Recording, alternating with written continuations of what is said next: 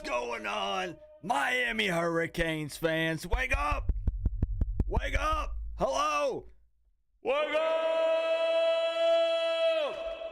I know some of you are still in the twilight zone, in and out of that turkey nap, but it's time to wake up. It's time to have some fun and talk Miami Hurricanes football because we have a game tomorrow, Canes fans.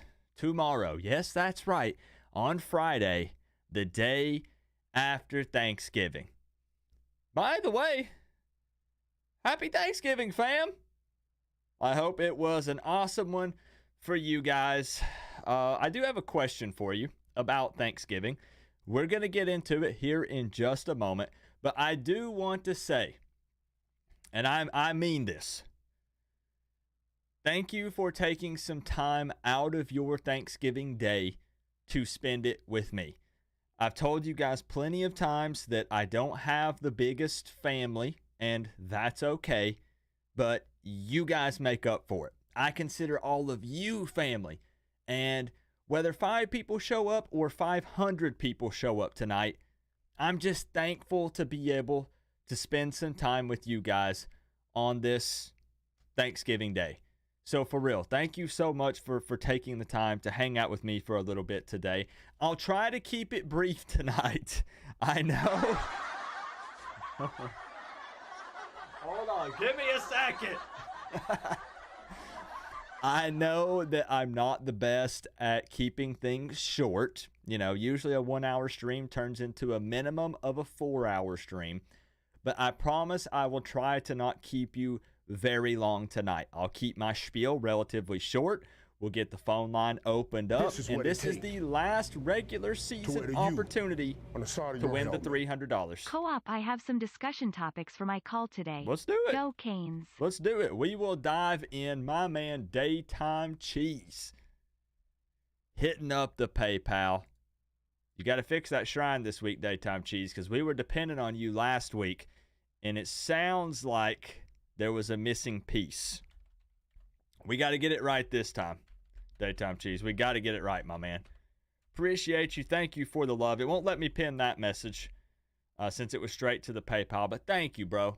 You told me whenever I mentioned that you were going to be hitting that up, and you've been doing that on the regular, so thank you, Daytime Cheese. Appreciate you. I will sit you atop your throne, looking down upon everyone else at the top. Let me give some shout-outs to the people who are here bright and early for the stream. My man, John Bird, a.k.a. the hardest working man in the room. What's up, John? I hope you and your family had a good Thanksgiving today. Randy coming in, gobble, gobble. Happy Thanksgiving. Niners and Coop on the same night. I have a little bit of a wager on that Niners game, Randy. I need McCaffrey to score a touchdown. And I need Metcalf to score a touchdown for the Seahawks. We'll see what happens. I may be out of luck. We got Stephanie, my UM wife, in the building. Stephanie, I'm thankful to know that you were not eaten by alligators or something else out there in the woods. That makes me happy. Hope you had a good Thanksgiving. Pence of Cane, you smoked your turkey, and it came out great. Interesting. You smoked it. I've always wanted to try a deep fried one. I've heard that a lot of people deep fry turkeys, but that sounds very scary to do. So I've never tried it, but I've heard it's delicious. Who else? I saw somebody I feel like I hadn't seen in a while. South Carolina, Kane. Hey, yo. What's up? It's good to see you in the building. Appreciate you being here. Mike Ross. DJ E Rock Nice of Concept Deep. What's up, man? Faith Family Football. Good to see you in here. Man, you guys taking time out of your Thanksgiving day for real is just, it's wild. I'm so freaking thankful. We got Crip in the building. Fuzzy Bunny 5150. Drop a gal. As featured in the Coach Coop intro. Yes, it is her. We got Brett in the building. Sage, I appreciate all you guys. Aiden, Adam B. Kane, Mac 2, Hurricane Patriot, Malik Savage, Riley. Who is playing QB for Miami? Manana. We will talk about it, Riley. The QB Debate is always a discussion point in a Miami Hurricanes stream, so we will absolutely talk about it. Brian Humphrey, doo-doo! Kane for life, 75. Jakeem, everybody, I appreciate y'all. I wanted to ask you real quick before we get into the football talk, and there will be football talk. Do not worry. I don't know if this is something that's going to be this is what it takes. Highly debated. I'm not sure, but I'm just going to ask it. Yay. Tropicate is home from college. Let's go. 0.4 miles trip to home. Not far, huh? Not far. Tropical coming in with the 5. So you guys got to have Thanksgiving dinner together, right? That's awesome. Not every parent gets that blessing, right? Sometimes their child goes to the other side of the country, and it's difficult to make those things happen. And I know that you recognize that and will be thankful for it, but definitely don't ever take that for granted. That's awesome if you did get to do that. Tropical with the big 5. Thank you very, very much for the love. G. Pippin, thank you for the sub. I appreciate that, my friend. So let me just go ahead and ask. If you could only choose one on Thanksgiving Day, and I understand that it's Thanksgiving, so everyone associates Thanksgiving with turkey, but let's kick the stream off with the debate here. Turkey or ham on Thanksgiving? I'll wait. Now, no, listen. Many of you are going to say, Coop, it's Thanksgiving, turkey. I'm going to give you an example. My wife hates turkey.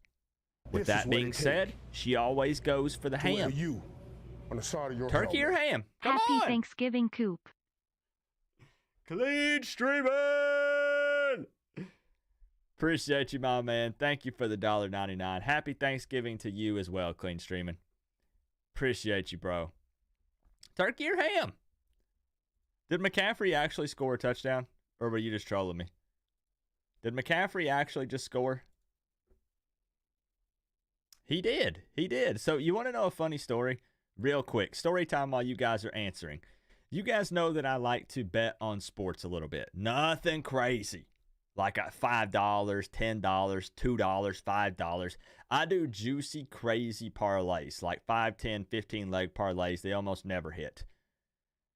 ESPN Bet was running a promotion where you get $200 in free bets if you place a bet.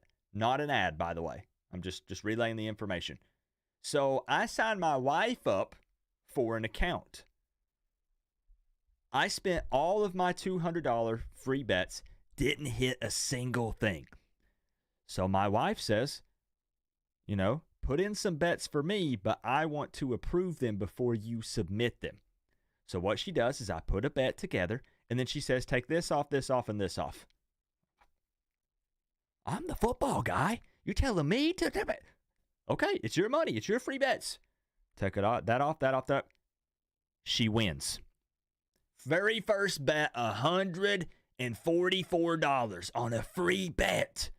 I make her another bet, another $50 free bet. Okay, I make it. She says, okay, take this one off, move this one over here, change this spread, point it. And I was like, are you sure? Like, I'm the football. I take it off.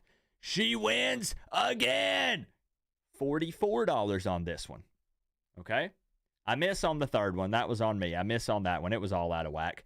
I placed the final bet tonight with her $50 free bet.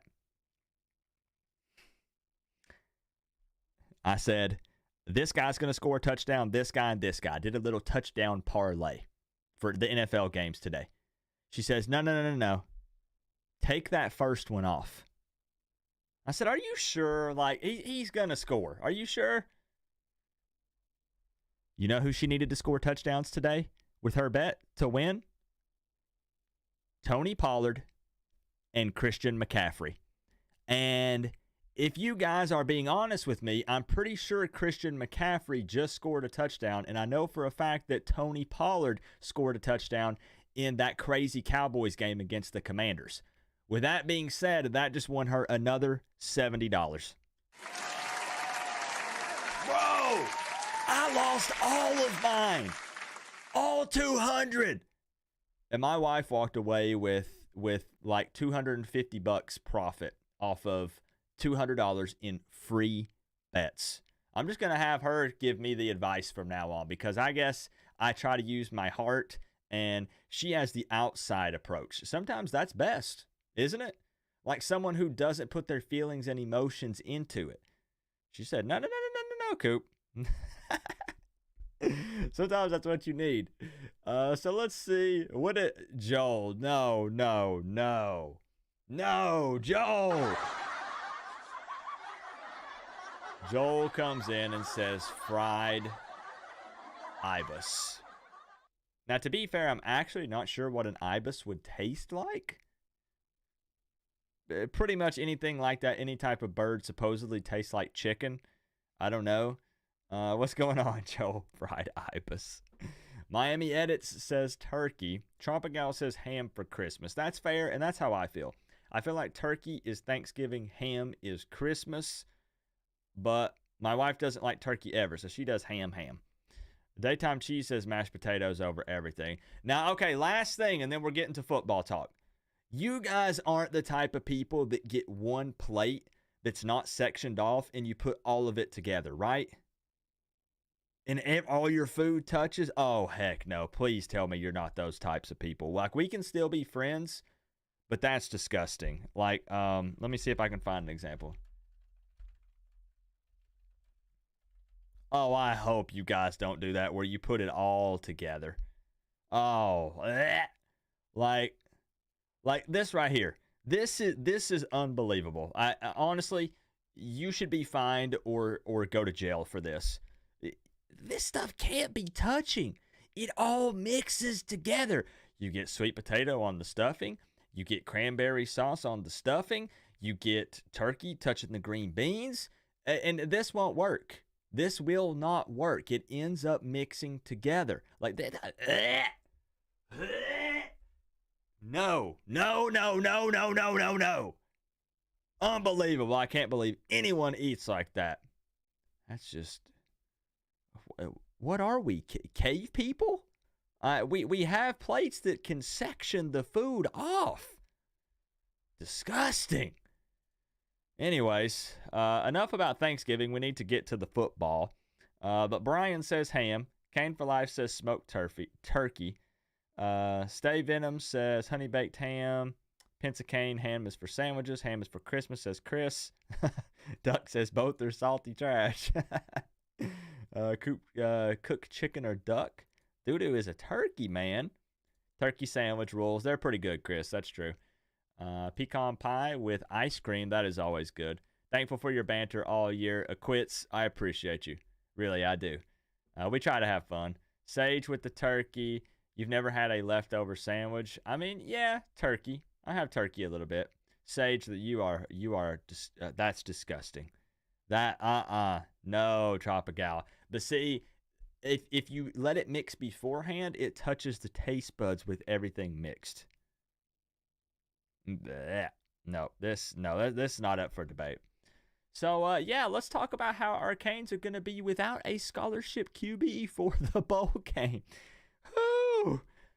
Yeah, Bradenton. Yeah, it's going to be interesting, right? Now, a lot of people are saying, Tyler Van Dyke is not going to play. He didn't say he's not going to play, but he didn't say that he is going to play in the bowl game. He basically just said, I'm focusing on right here and right now, which is Boston College. And to be fair, that is the response I would expect out of him. And honestly, any quarterback, because a lot of times there's player speak and coach speak, and they step up to the podium and they promise, I'm not going anywhere. I'm not looking at any offers. And they're not necessarily lying, because in the moment they might not be. You got to think about it. Hey, are you thinking about leaving and going to a different team? Absolutely not. Okay, well, they might not be then, but then they might be tomorrow, So what's being tossed around is Tyler Van Dyke might sit out the bowl game. We're getting ahead of ourselves. We'll talk about Boston College. He might sit out the bowl game. If he does, And there is the rumor that Jakari doesn't want to play because he's hitting the portal. If that's true, I'm not confirming or denying anything. It's just rumors. Miami doesn't even have a scholarship quarterback to play in the bowl game. So, not saying that's going to happen. Literally just putting it out there and talking about it because some people are going to mention it. It's going to get brought up, and we can talk about it further tonight if we want to. But for now, that's a good topic, Bradenton. We'll bring it back up. Let's talk about this ball game tomorrow. The 6-5 Miami Hurricanes taking on the 6-5 Boston College Eagles tomorrow. Yes, tomorrow on Friday at 12 o'clock on ABC at Alumni Stadium. I will have links for the game. If you, for some reason, don't have the ability to watch it, don't worry. Coop's got you. I can hook you up. We're also going to take a quick look over here at the weather report for kickoff. Now, everybody talks about it being chilly. It's going to be mid-40s. It's not that bad. I consider this cold, but I consider this cold if I'm a fan sitting in the stands. The players, especially the big boys down in the trenches, are going to love this. Shouldn't be a problem. Dry. 0% chance of precipitation throughout the entire day. Worst case, it's low 40s. Low 40s by the time the game finishes up. So it should be beautiful football weather for tomorrow. Uniform combo for the Canes. We got the white over orange. I dig it. This is what it take It's a uniform combo. to wear the U It is what it is. on the side of your helmet. You said no to rivalry game. No to ACC championship. No to NFL game. Coach Co-op got me having flashbacks to prom night with all the no's lol.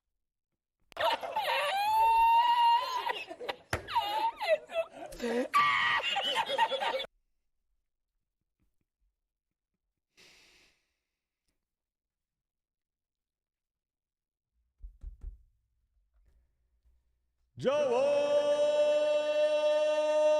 Davis.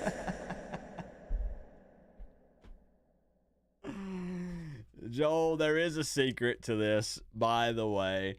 My man with the look. I know somebody said hopefully Joel didn't mean to do $4.99. No, trust me. Joel meant to put $499.99. If you know Joel, then you know that is what my man meant to press. Now, has he been sipping a little bit on Thanksgiving? Is that chemical reaction happening with the turkey? You know how it like breaks down in humans and it triggers something in your brain and makes you tired and a little delusional? I don't know, because I don't know how much turkey Joel has consumed this afternoon. This is But what my it man take just dropped $499 on a on Thanksgiving the side of your Day helmet. stream. I really appreciate Holy your skits, smokes. BTW. Holy freaking smokes. Joel, I might have to ban you for that one.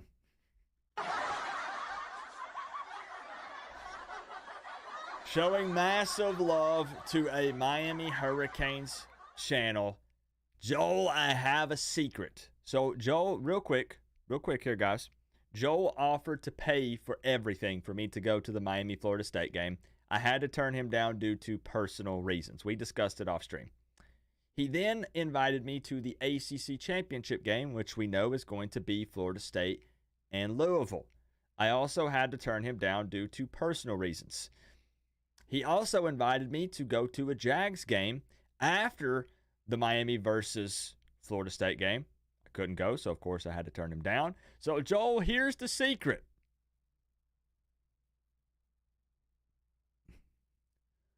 You gotta invite me to Taco Bell first.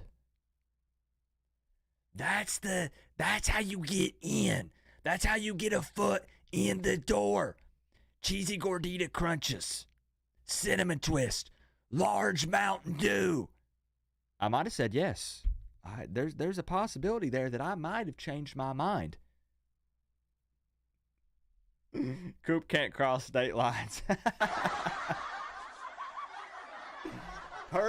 Personal reasons. Oh, shoot. Joel, my man. Now, guys, Joel and I, we banter back and forth. We talk off stream. Joel is a good guy. He's a really good dude. Die-hard FSU fan. But he does also just love college football. Very generous guy. Joel, thank you, my man. Absolutely wild, crazy amount of support this season. Even sitting that aside, I really want to say thank you for all the love that you showed this year. Again, on a Miami channel. We both love college football. We love the rivalry. And we, just so you guys know, we will make something happen. We will make something happen. Joel and I, we got to do like a collab. We're going to meet up. We're going to make something happen. And I hope Joel is okay with being on camera, because when we do the Doak Takeover in 2025, we will be vlogging the experience.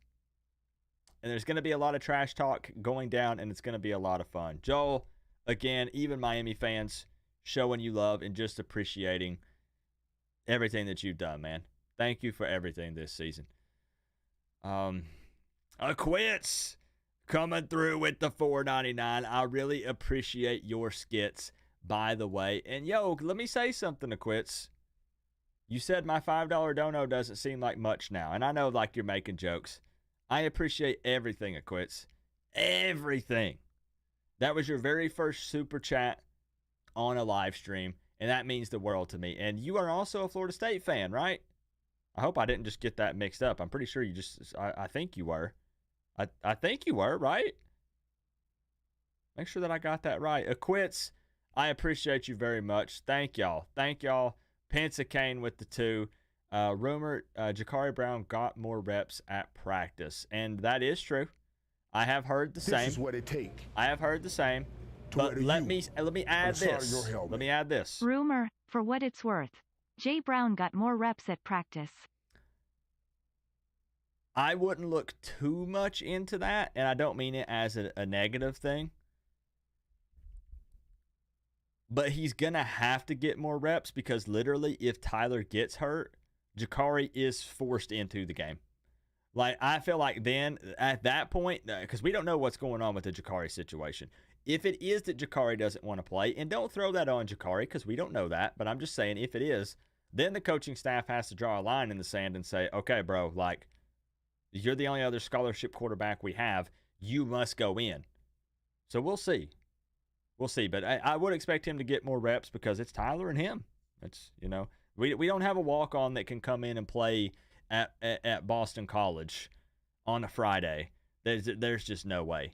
No way. So we'll see. We'll see. But I appreciate y'all. I'll clap it up again here. And then we'll keep going. We'll keep it moving. Joel and I are going to cook something up for y'all. That's what you get for being nice to a hurricane. Yep. Taco Bell is the way to our hearts.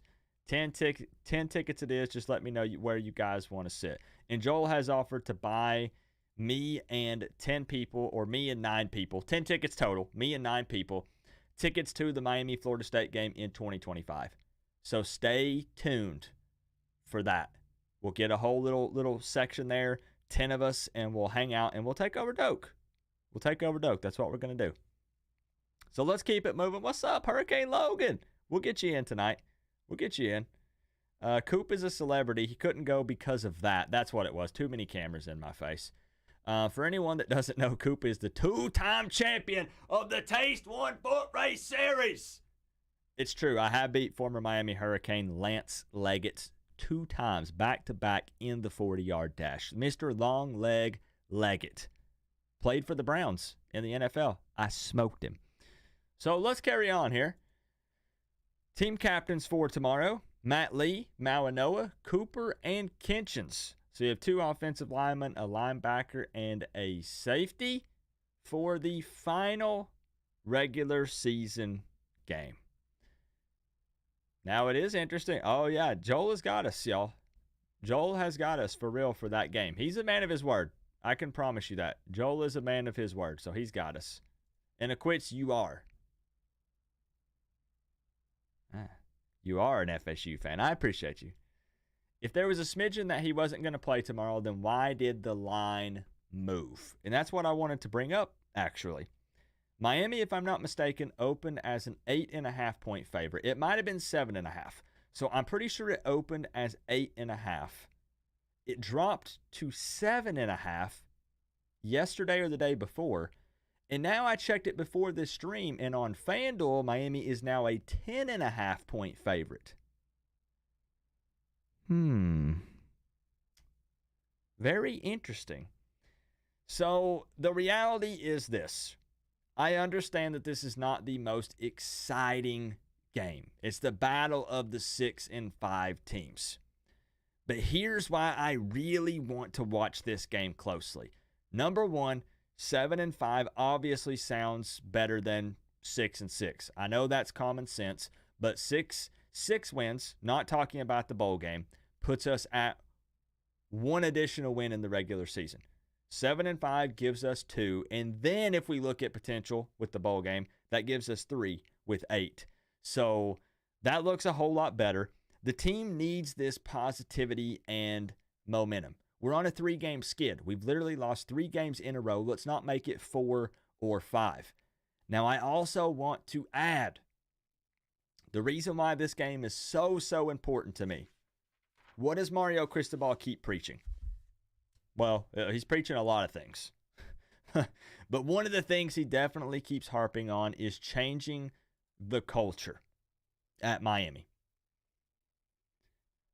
With that being said, if he's serious about making progress with changing the culture, then we better not see a team that lays down and goes through the motions the day after Thanksgiving on a Black Friday game just because they're 6 and 5. We better not see that. The team better still show some fight. They better leave it all on that football field tomorrow, because no matter what else is happening, there's issues at the quarterback position. What's up with Dawson's play calling? Poor game day management. Whatever's going on, we need to see a disciplined and motivated, fiery Miami Hurricanes football team tomorrow, because if that team lays down and quits, I'm just going to be blunt. I'm not believing the BS that Mario was spewing out of his mouth, because that would be a huge step backwards tomorrow. And I'm not even talking about wins and losses. It's been a weird year. I'm talking about if that team comes out. You guys know what type of performance I'm talking about, right? We've done it time and time again in the past. Oh, well, we're 6 and 5. The best already we can do is this little bowl game that we have. We're done. We better not see that. We better not see that.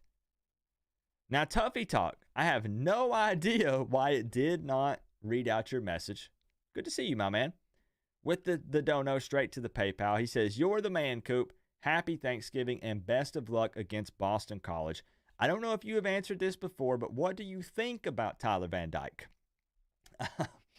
We have had many discussions about TVD, and my response has always been this. I'll make it super brief. I root for the guy.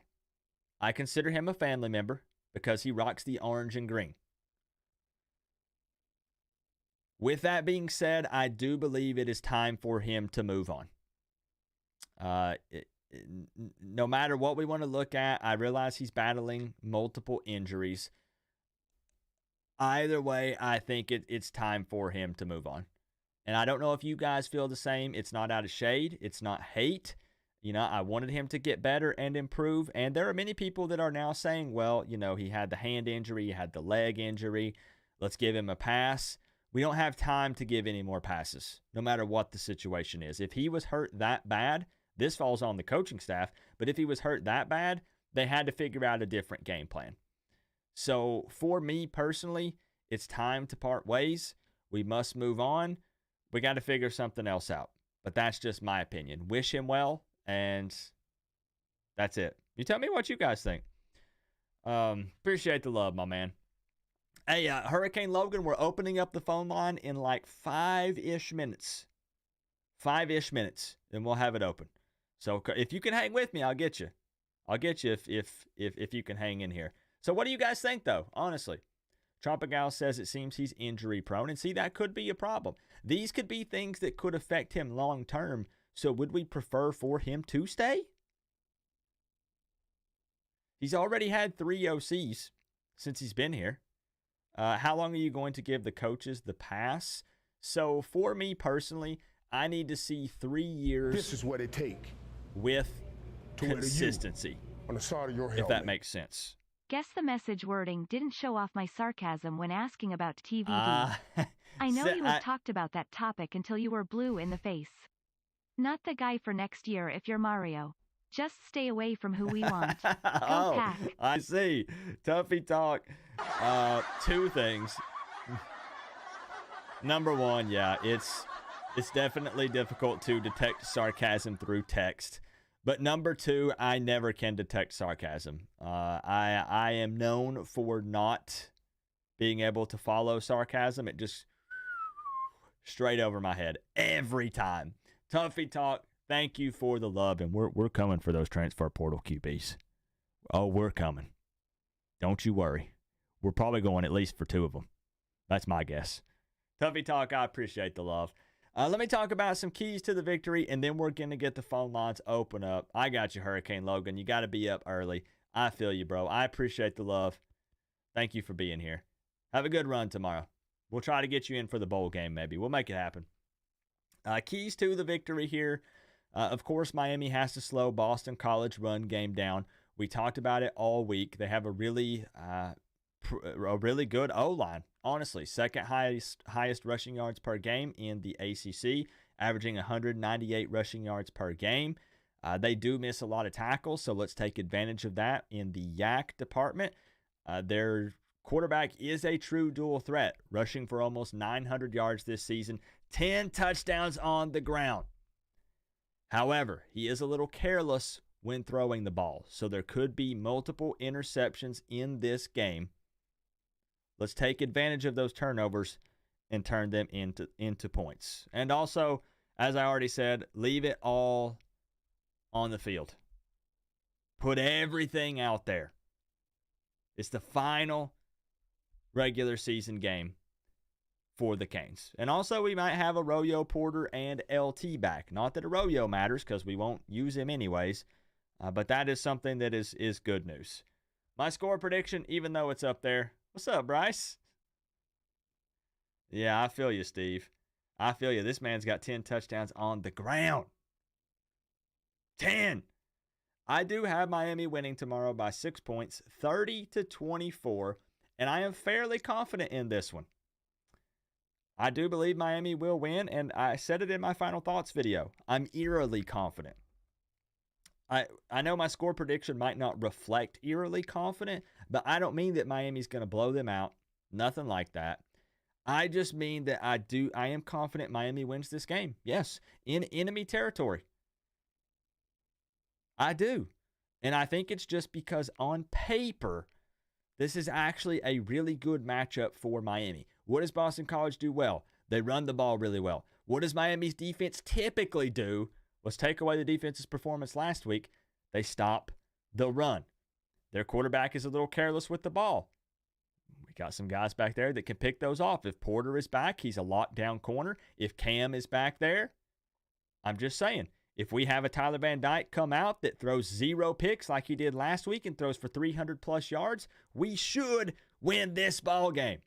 Because I don't believe that Boston College, I don't believe that their offensive production is going to be enough. Again, the number one issue for me is all of the outside noise and distractions. Believe it or not, as silly as that might sound, that is my biggest concern for this game. Traveling on Thanksgiving week. All of the rumors swirling around the program with the quarterback stuff, with Tyler Van Dyke and Jakari. There's also been rumors of multiple bigger players hitting the transfer portal, leaving the team. As we say, the transfer portal giveth, but sometimes it taketh away. It's not always just the players you want to give the boot. Oh, hey, Tyler Van Dyke, see you later. Hope the door hits you on the way out. Going into the portal. Well, players that are also unhappy that we like could leave. Underclassmen and upperclassmen. It happens.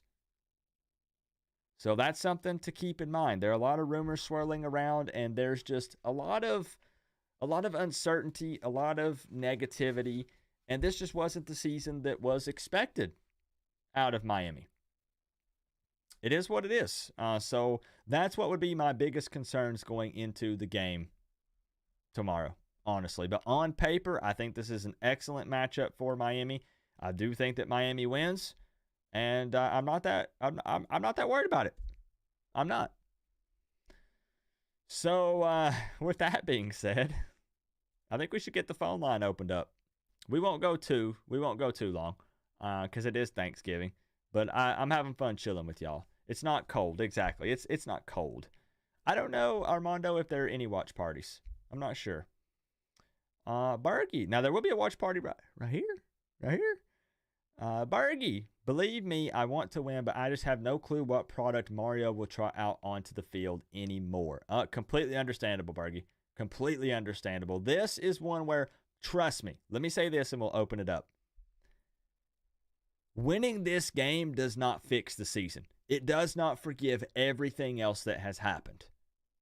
It just can't. 7-5, even though that's where a lot of people were at, myself included, it should still be better. It should be. But if Miami can get a strong win here against Boston College and get a good, strong win in the bowl game, hopefully that will provide some positive momentum. I'm hoping. We need it for other things. We got to look at the future. This season is not salvageable. We're not going to the ACC championship. There's no chance at the college football playoffs. It's going to be the toilet bowl. It just is. But we need to win these last couple of games because hear me out, if recruiting starts to take a hit, then we start to enter the danger zone. That's when things start to get a little bit scary because Mario is a great recruiter. He's made something out of nothing a couple times so far here at Miami. But if we consistently only win those 5 to 7 games, it starts to become a problem. That's a turnoff for a lot of recruits. Just facts. So we need to end strong here. We do. If we can win this game and the bowl game, it will absolutely ease a bit of the anxiety. Exactly. Set in, but saying it and doing it are two different things. Yeah, absolutely. Yep. I can't talk about the bigger players rumored to leave just yet. I'm not pretending to know more than anyone else. Just some rumblings and grumblings, and that might become nothing. Until you actually put your name in there in the portal, it could just be talk. There are guys that are unhappy, and that's with every team. That's not just Miami. There's always players that aren't getting the amount of snaps they want, aren't getting the looks they believe they should be. So there's always going to be some upset guys. Always. But we'll talk on it. The offseason does not mean shut down. The offseason, I'm hoping, and I'm hitting the phone line to open it up. I'm hoping to ramp up the videos and streams in the offseason. I've said this year after year after year. And to be honest, the only thing that has ever stopped me is personal things that have come up. This year, I'm going to try my best. We're literally going to do streams next week, and there's going to be no game. I thought about doing a stream where we grade out the team. We look at each coach, and then we grade out each position group as well. We'll give it like A through F.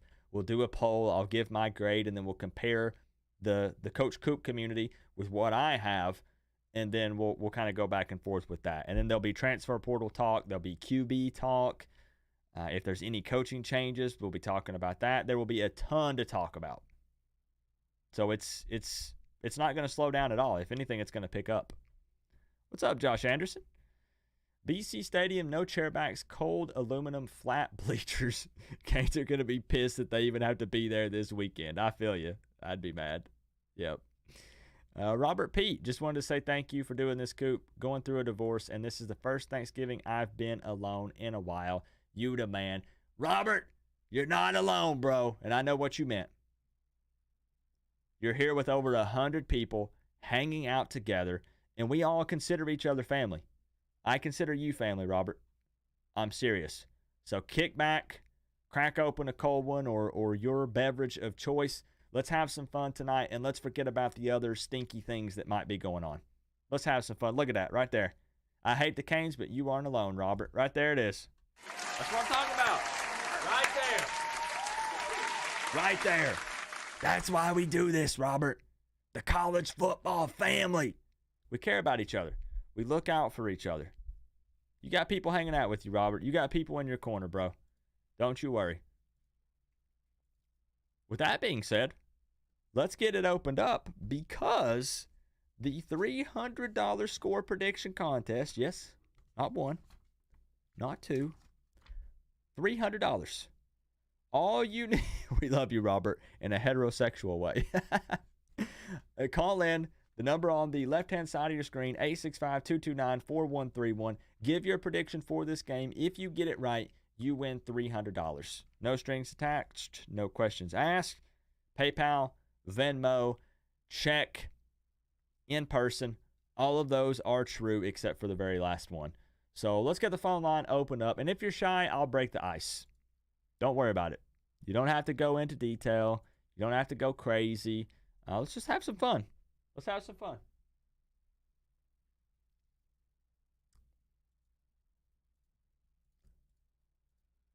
Well. No way, I get in first. His man, Steve. I never get in first. I mean, I usually have to rack you up to 400, 500 calls. Yeah. Now, I feel like I've not had you on the line in a while. It's been a bit, right? Dude, it's been slams with you guys, and I'm always like let someone else get in, but I figured I'd call in, because you've had crazy viewers in these call-in shows recently. Yeah, it's been fun. Like this year, the one thing, and I promise we'll get to football, Steve. I just want to say, I feel like we have accomplished our channel goal this season, which was, no matter what the product on the field looks like, we were going to have fun. And I feel like we did. In the fourth quarter, especially in that fourth quarter when all those haters come and you're sitting. Yeah. Yeah. That got a little crazy this year. I think we hit a new record of almost 16 or 1,800 viewers at once. It was something. It was something. Be honest with me, Coop. Are you excited for this game tomorrow? Yeah, I actually am. Because I want to see how the team responds to all the adversity and all the negativity and everything that's surrounding the program right now. I want to see. Is it all right to be a little demotivated, man? I feel like my season, my hope, my dreams, my desire to watch this team just died with that fumble weeks ago. I completely understand, because even though we're not the ones that are out there, working out, we're not, we're not the athletes, we're not the players. The fans are still very invested. We buy merchandise, we support the school and the players, we sometimes pay money to travel and go to games, we invest our time, and it can be emotionally draining. So I get it. Yeah, it's just my excitement died with that fumble, but I've been watching every week, and it's just it feels like Tyler goes out there every week more and more injured. You know what I mean? Yeah. It's just I'm not trying to get off topic, but being a Jets fan and a Kings fan this year has been awful. It's disappointment after injury after injury after injury after disappointment. It's it stinks because before the season started, from both sides of the ball, we were pretty optimistic, especially with the way we started the season. Yeah. No, I mean, just to start 4-0 and be like, wow, where's this type of offense been? And this is the Tyler Van Dyke from 2021, and we're going undefeated now, to what the heck happened? Yeah. You gonna drop a video on those rumored big transfers, or? We'll give that a little more time. All right. Well, I'm going to keep you too long, Coop. I'm not that optimistic tomorrow. I think Boston College wins 17, and I think Miami racks up 13. So I'm predicting a Boston win. Because, them boys don't play well in that cold. No, and now let me make sure real quick while I got you on the score prediction, Cam, and then we'll dive just a little bit deeper here. You said 17-13 Boston College, correct? Yes, sir. And remember, last time I predicted, I was 1 point off. That is correct. Yep. Yep. Let's lock it in here. I hope you're a lot of points off this time, if I'm being honest with you, Steve. No offense. 30 to 13 or whatever. Yeah, man. But I get it. It's that thing of everyone jokes about the weather, and they always say, Coop, you come on now. But the reality is, historically, when you look at it, Miami hasn't really performed well in games that are in that type of weather. So we'll see. Pittsburgh's a good example.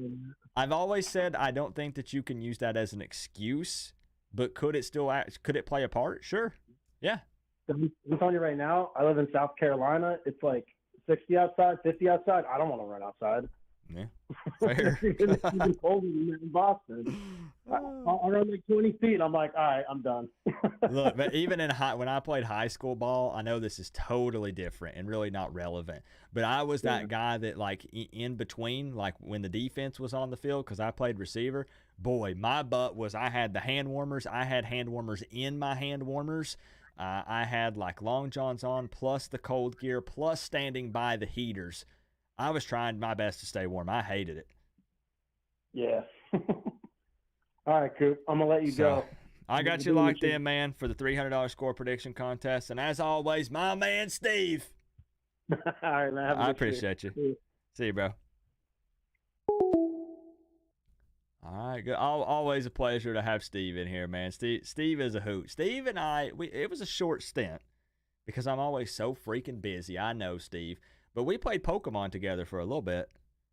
I still have a couple of videos and pictures. Dang, I don't know if I still have them.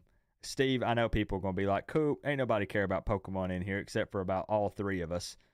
I still have the pictures and videos of our characters when we were playing Scarlet and Violet. Dang it. If I had it, like, I was going to show it, like, real quick. Not to embarrass you with Pokemon talk. But I did have them. I don't know where the heck they're at, but I still had them. You needed a break from Twitter? I feel you. So, guys, it's as simple as that. If you're new here, because I know there's at least one or two new people here, all you have to do is call that phone number and do exactly what Steve just did. Right there. Boom. He's entered in to win $300. That's all you have to do. That's literally it. Why not shoot your shot? Why not take a chance? Panama Jack, TVD isn't playing in the bowl game? He has shut it down? No. So people took his wording a little out of context and kind of ran with it. He just didn't confirm or deny if he's going to play in the bowl game. And that is the right answer, and that's what I would expect him to say. Because then if you say, yes, I am playing, and then something happens and you don't, people are going to say, why'd you lie? And then you obviously can't come out and say, no, I'm not playing, because then everybody's going to be pissed and eat you alive on social media this week. The best answer is to go with the player talk, the coach speak, and say, I'm focusing on right now. So he just gave kind of just a general, vague response, which, again, is to be expected. So he hasn't said anything, no. Phone line is open back up. He shouldn't play injured, though? Yeah. Chloe was playing Pokemon tonight. I'm guessing Pokemon Go. I haven't played Pokemon Go in a while, but, man, I used to play it a lot.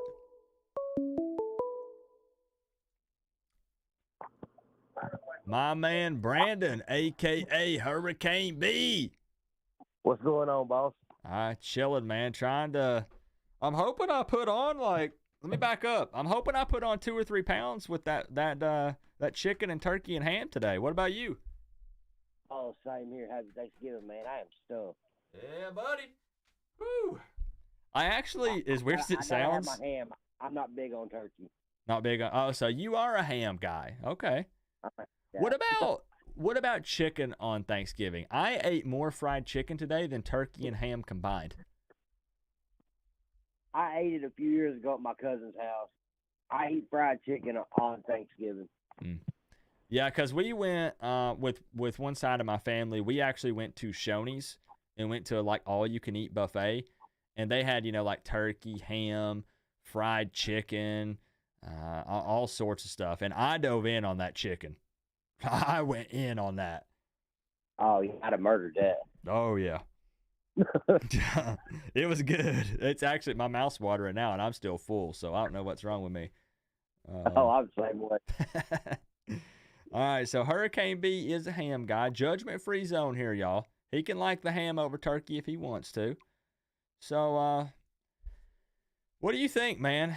I mean, is Miami going to come out motivated tomorrow, or are they going to lay down and call it quits?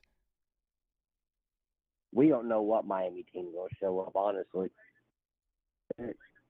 We could come out firing on all cylinders, or we may lay down and get beat by 20. Man, I got to tell you, I'm going to be real. If Miami loses by more than – now, I mean, I want Miami to win, period. But if Miami loses by like 14 or more, I'm going to be really pissed. Oh, yeah, I won't have a TV. Yeah, I mean, because that truly, if that team beats us by 2 or more touchdowns, the current team has given up. Yeah, it's inexcusable. There's no reason we should even lose this game. I agree. I think it's winnable. I do, believe it or not. Especially with our running game should be enough to win the game. Now the problem is, how much do we walk out trying to throw the ball, and does Tyler throw 3 interceptions, or does he come out playing like he did last week? Yeah. And it's fair. I don't think there's anything wrong with still kind of being nervous and critical of Tyler, because that was the first time in a long time we had seen him come into a game and not throw a pick. Exactly. And then, just to be honest, not even trying to put it all on him, but then we still couldn't do enough to win the game. And hopefully it's not a trend. Hopefully that was like a one-off with the defense, right? Hopefully we just kind of got out-schemed and out-coached, and they had answers for everything that we showed them on defense. But we can't have a performance like that again this week. Defensively, I honestly think it's just our defense was just exhausted. Game in, game out. They're the ones that were riding their back. And the one time that we were down, tired, and I think how many players we got hurt on defense. It's adding up, definitely. And we relied on the offense one time, and they proved time and time again we cannot do that. Yeah. Yeah.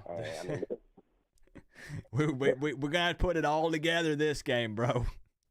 We got to put something together. We got to have one complete game all the way around. Yeah. And it needs to be. Without the stupid penalties, everything. Yep. Yeah, this needs to be a complete game. We can't get embarrassed by these guys. No, and honestly, with everything the way it's going, and I understand, Ja'Cory Brown. I'm a Ja'Cory fan. Yeah. I believe that he should have started over Tyler. I believe that. That's how. But if Tyler's not going to play in the bowl game, then you might as well play Ja'Cory tomorrow. Interesting. Okay. Might as well let him get one full game under his belt.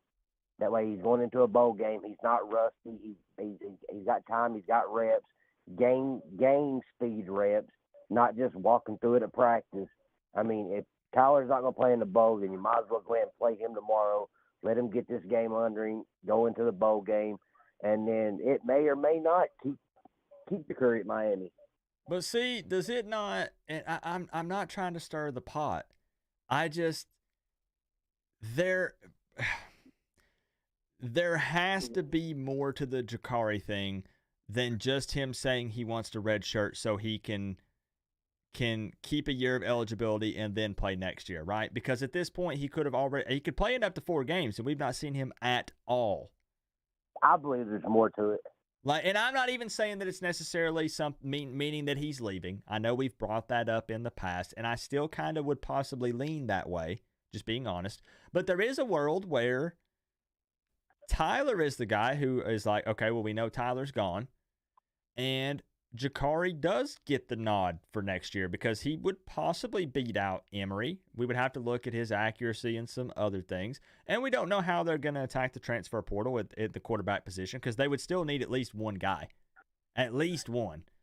But then here we go. If you bring in a transfer portal guy, if you want to bring in a guy with experience, he's coming in expecting to play. You can't bring in a one-and-done guy. Just bear with me for a second, right? You can't bring in a one-and-done guy and then bench him for somebody else that was here.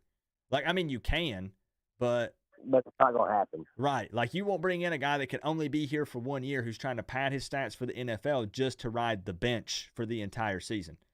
So that would mean you either bring in a guy with experience who is going to start, and you're going to say, it's open competition, but the guy's getting the job unless he royally Fs it up.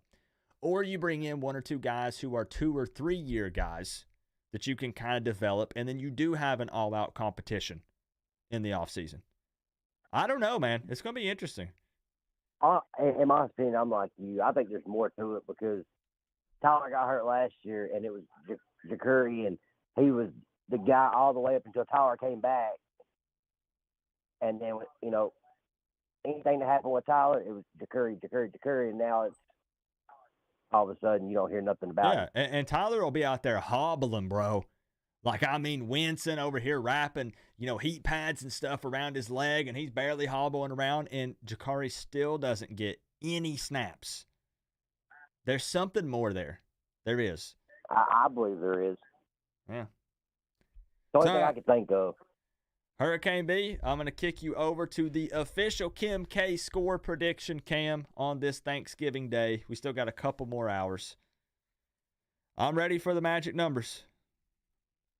I'm going to go 27-13 Miami. 27-13 Canes. All right, Hurricane B, I'm going to lock you in. Make it officially official here. Okay. We just have to blitz often, early, and keep the quarterback out of rhythm. Okay. I like it. I like it, man. All right. 27-13 Canes, Hurricane B. I got you officially in the score prediction contest, and I hope that you had a really good Thanksgiving today, bro. You too, man. Happy Thanksgiving to you. All right, appreciate you. I'll see you tomorrow. All right, see you, man. All right, peace. Yeah, man, I'm still telling y'all my official prediction right now, November 23rd.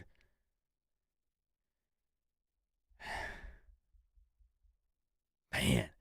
I almost think, is it crazy for me to say, guys, it's not about being positive or negative. It's just, let's look at this thing, the reality of it, lay it all out there, and give our opinion. Is it crazy for me to think that Tyler and Jacurri both transfer?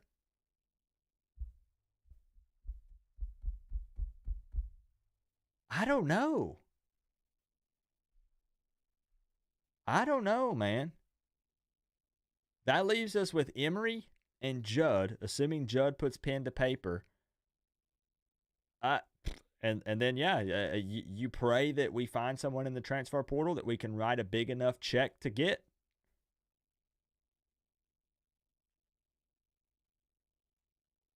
I'm not being negative. I'm not saying I want anyone to transfer. So don't take my words out of context and post it online or something. I do see a world where that happens. I think the Jacurri situation is deeper than it may seem on the surface. I think if you read between the lines with what's happened this season, that makes sense. Dang, and I don't know how, as much as we harp on Tyler and as much as we wonder about Jacurri, I don't know how I feel about our quarterback room.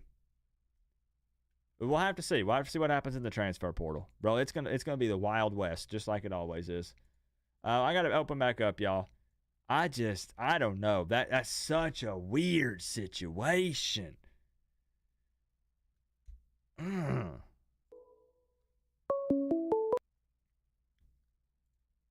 Yo, who we got on the phone tonight? Ed. What's up? Who we got? We got Ed. Ed, my man Ed. My bad, Ed. I thought you said, hey. I was like, hello? All right, my man. My bad, man. It's probably my phone, dude. No, you're good. You're good. Let me adjust the volume here. There, we got you. Now, are you a first-time caller? Yes, sir. Yes, sir. Okay, good freaking deal. We love first-time callers. I'm gonna make note of your number so that way I can address you properly next time. So let me get the the tough question out of the way. Since you are a first-time caller, we just have to establish something here. Are you a Miami Hurricanes fan? That's correct. Okay, let's clap it up for Ed. Okay, that's a good start. Okay, we're off to a fire start, Ed. All right, I dig it. Next question, and then we'll talk ball. Ham or turkey on Thanksgiving? You can only have one. I got to do turkey, man. Okay. He's 2 for 2. Oh man, I've had a little too much to eat today, Ed. I think it's starting to mess with my brain a little bit. I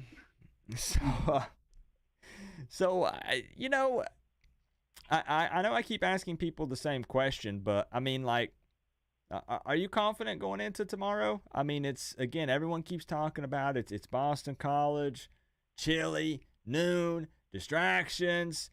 Like, it seems like nothing is in favor of Miami tomorrow.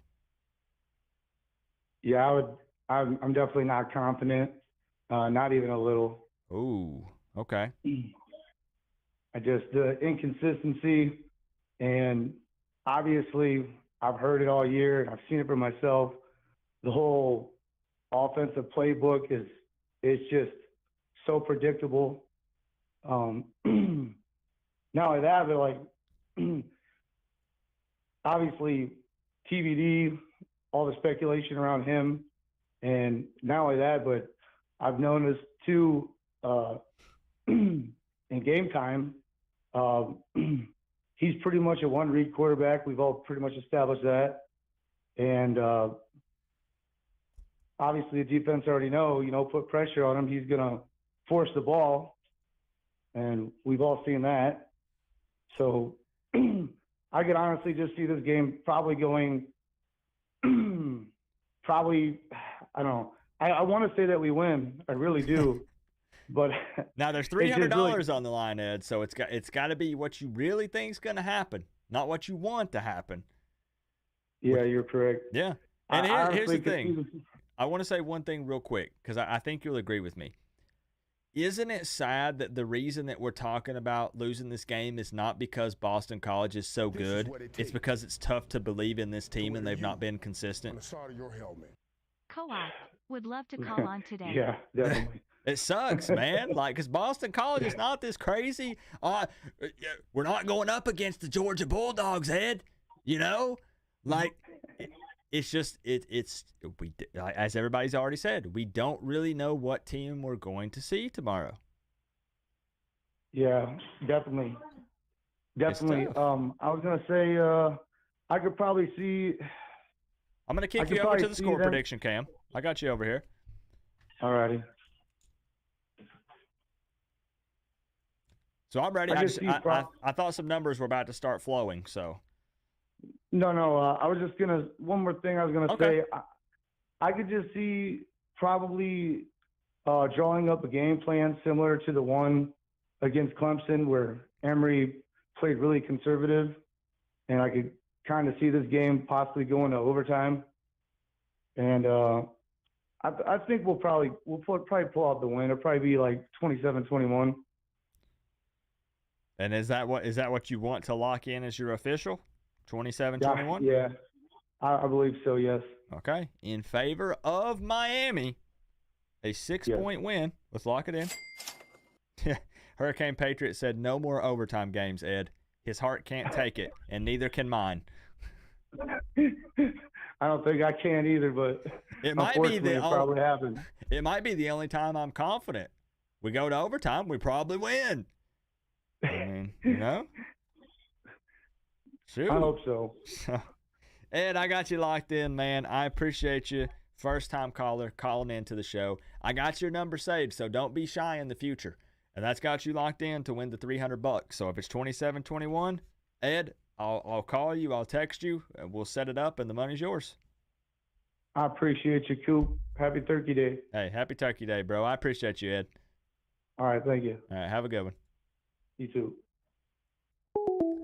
Love it, guys. Another first-time caller.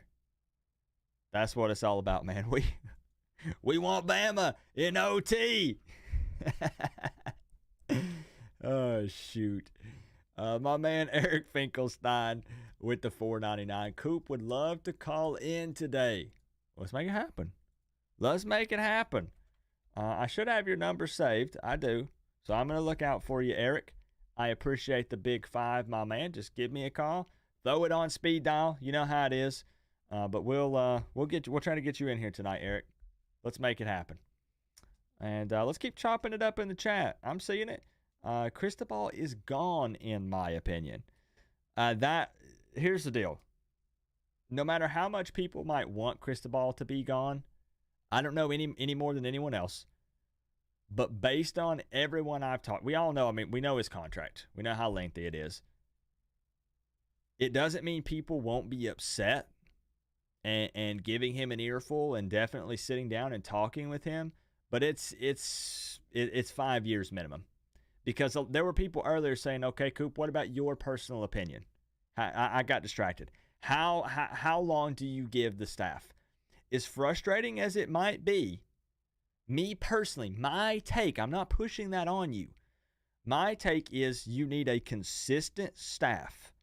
And it's okay if you want to change out some position coaches or something. Ideally, you keep them the same unless they just really stink it up. Keep same coordinators, definitely. Same head coach, of course. I need to see them coach together for 3 years. Which means I don't count 2022. You still hold some people accountable. You still can look at Mario Cristobal and say your game management, time management, all those things need to be better.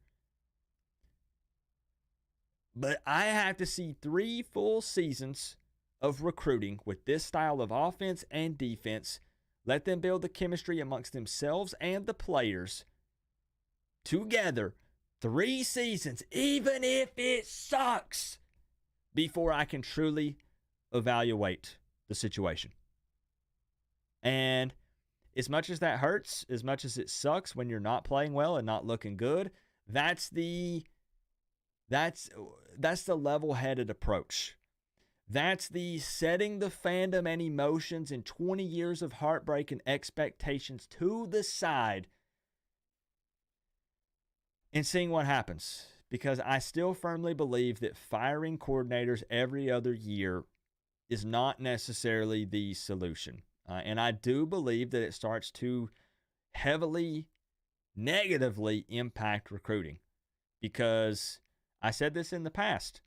I think that it can be scary for quarterbacks to think that they come to Miami and they have to play for 3 offensive coordinators in 3 or 4 seasons. It could destroy them. They build up relationships, and it takes a while to form those bonds, and we'll start to have higher turnover in the transfer portal, guys leaving, guys we don't want to leave, and it starts getting more and more difficult for Mario Cristobal to be this really good recruiter because they don't know who's going to be coaching them year in and year out, and that becomes a major problem. So hear me out whenever I say we need some stability, consistency. Give us 3 years. And you can still cry and moan and complain because I'll do the exact same thing. Provide constructive criticism. Be upset when we lose. But you're going to have to give it 3 years, in my opinion, and we'll see where it's at. And we should see small steps at the very least, every single year. So I'm just going to be blunt with you. Looking at our schedule next year, I have a feeling that my way too early season prediction is going to be, depending on how we finish and depending on what happens in the transfer portal and actually pen to paper recruiting class here, I'm probably going to be on 8 or 9 wins, probably pushing more towards 9. But I don't know yet. Way too early. Way too early. But that's where I'm at. I know I went off on a little bit of a tangent. You got to let Mario build. He's still building this year too. He's still got at least 1 more year, and then you start getting mad at him on the 4th year and fire them on the 5th. I think that's fair. If we come to year 5 and it's 3 years of consistency with the coaching staff and we're winning 7 games, Okay, you got a serious problem. Yo, we got an issue. Well, let's figure something out. Henry says you've got a point. Any man should have 3 years to be judged, even Kenny Payne. Yeah, though. I mean, yeah. People wanting coaches fired are ridiculous. The thing is I always use the same analogy, and it's probably a poor one, but it's just like playing the lottery. We scratch the ticket halfway off. You buy the jumbo bucks, right? $5 jumbo bucks. I think $5 tickets are 2 rows, right? Or let's say the $2 jumbo bucks is 2 rows. You scratch off the first row. You didn't match any numbers, so you say, oh, wait a minute. This ticket might not be a winner. And instead of waiting and scratching off the second half to see if you hit, you go ahead and throw it in the trash and you buy another ticket thinking that you'll hit it big on the first few numbers. It's what it's been, man. It's what it's been. What's up, Dante? Uncle Bill, I appreciate y'all being here. Uncle, what are we talking about Lil Wayne? What are we talking about Lil Wayne? I'm going to get the phone line open back up. I missed the conversation. I completely missed that one. Don't be shy, y'all. I knew my man Daytime Cheese wouldn't be shy. What's up? Of course, Coop.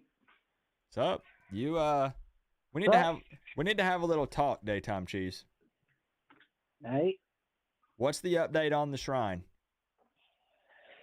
So, I actually had sent to your Twitter DM.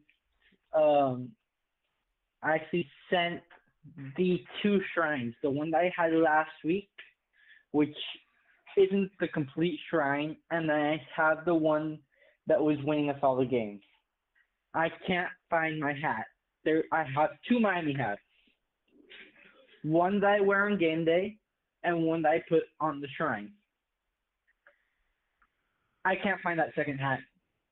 I tried to replace it with a couple of footballs, the green one. Oh, the green one. Okay, so I see. So basically what you're getting at here is you had this green hat here, and Miami wins. I see it. We beat Clemson in double overtime. Right here, green hat. Yeah.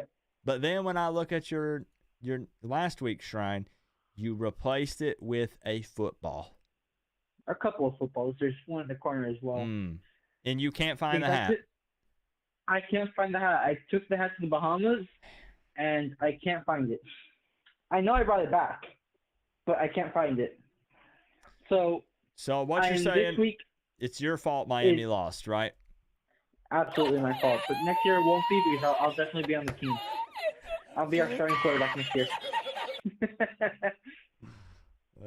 Shoot. So, given the fact that you can't find the hat to put on the shrine, does that kill your confidence? No, absolutely not. Okay. No. Okay. I have a feeling that the shrine did as much power as it could. It gave all the power that it could to try and beat Louisville, but it wasn't enough. With the height, it would have been enough, but that same amount of power will be able to beat Boston College. Okay. And Coop, I actually just had a question here for you and for the chat. I was scrolling through Instagram earlier in the day, and I saw this pop up. Would you rather lose every single rivalry game, basically every single game to Florida State, but every 5 years we win a national title, or win every single rivalry game, every game against SSU for the rest of history, but we won't win a title? I take the national championship every 5 years. I do the exact same thing. Yeah, I think that is a no-brainer. Like, it would suck. Yeah. But the impact of winning a natty every 5 years, which means that if we're winning a natty every 5 years, it's safe to say that you're probably at least in the mix in some of the other years leading up to it, which means with college football playoff appearances, with the expanded playoff, that's good for recruiting. What happened to that turkey which would help the team. Yeah. Just give me 1 second. The mullet run, why would you want Coop to hang up on me? Just saying. Like, I am bringing riveting content to this stream right now. You're good. You're good. Okay. But one of the things that back to current situation with the Hurricanes, I feel like people continue to forget this entire thing with Mario is actually not supposed to be a 1-2 year program. It's a 4-year program to rebuild this team back to what it was, the youth. And so why would we fire Mario after 2 years? Why would we give up on the problem a lot earlier than like you said, quite literally the lottery ticket, because you know you have this amount of time, you plan these amount of numbers that will hopefully win us the lottery or win us a championship, and you're scratching off half of it, and then okay, this guy's not working, so throw him away. Which is I think it's a good analogy. It's a very good analogy, especially with Mario Cristobal right now, because our story with Cristobal is it's not I don't think any person is expecting a coach first year into a program, even second year, to go and win a national championship and an ACC championship, maybe not even make it to a bowl game. Because at the end of the day, the team that we have right now isn't completely Mario's. It's mostly Manny Diaz's. So. All right. And what I really want to see out of Mario this entire year is just improvement. And we've been doing that. We've won another game. We're bowl eligible this year, which is great. We've beat a ranked team. We have not lost to a non-Power 5 opponent. And we played very, very well against 2 top 10 teams. I will say what is going to be the big counter argument here, and I saw someone had already posted about it, is, people are talking about Braum and Louisville. So people are going to say, hey, this man went shopping in the transfer portal, built a team that has a lot of chemistry, and year one, they're in the ACC championship. Now, I do think there are 2 sides to this. Hurricane Patriot says, again, they did have a schedule that seems to be not as tough on paper, which I think is a fair statement. But I bring it up just because that is definitely going to be something that people are going to put out there. People are going to say, but Braum did it year one. Absolutely. So I'm not giving an opinion on that. I'm just saying you're going to see that online. You will see that. Absolutely. And what I have to say to that is, name 3 other coaches that have done that first year. Tell me 3 other coaches that have gone to the top 10 in their first year, built an entirely new team, and gone to their championship and been a top 10 team. Off the top of my head, in the past 15 years. I can't think of any off the top of my head. And if there are, they don't happen often. I'll be honest, Daytime Cheese, I have the memory of a Mongolian gerbil, plus I have turkey brain tonight. So even if there is an answer to that, I wouldn't have it. There might be, but I don't have it. So I'm going to kick you over, Daytime Cheese, to the official score prediction cam. And you guys feel free to answer the question. If you would take a natty over 5 years, but that means losing to Florida State, basically forever, or always beating Florida State but never winning a national championship. Okay? I think the answer is obvious, but we'll see. Yeah. So, Daytime Cheese, I think I know where you're leaning, but I need to hear it from you to make it official. And, of course, I need the magic numbers. I know the drill, Coop. I told you last week a little bit of a spoiler. To where you. We would be back in the win column this week. And I still believe Daddy we Co-op, do. Daddy Co-op, Daddy Co-op. Miami wins it this week. We about to at upset Boston College. UGA Saturday, so FSU can hop back in the 27-17. playoffs. Love you, Co-op, biceps winking face. 27-17. Miami Hurricanes dub, a 10-point victory at Alumni Stadium. I'm going to lock it in. Lock it in, Coop. Let's do it.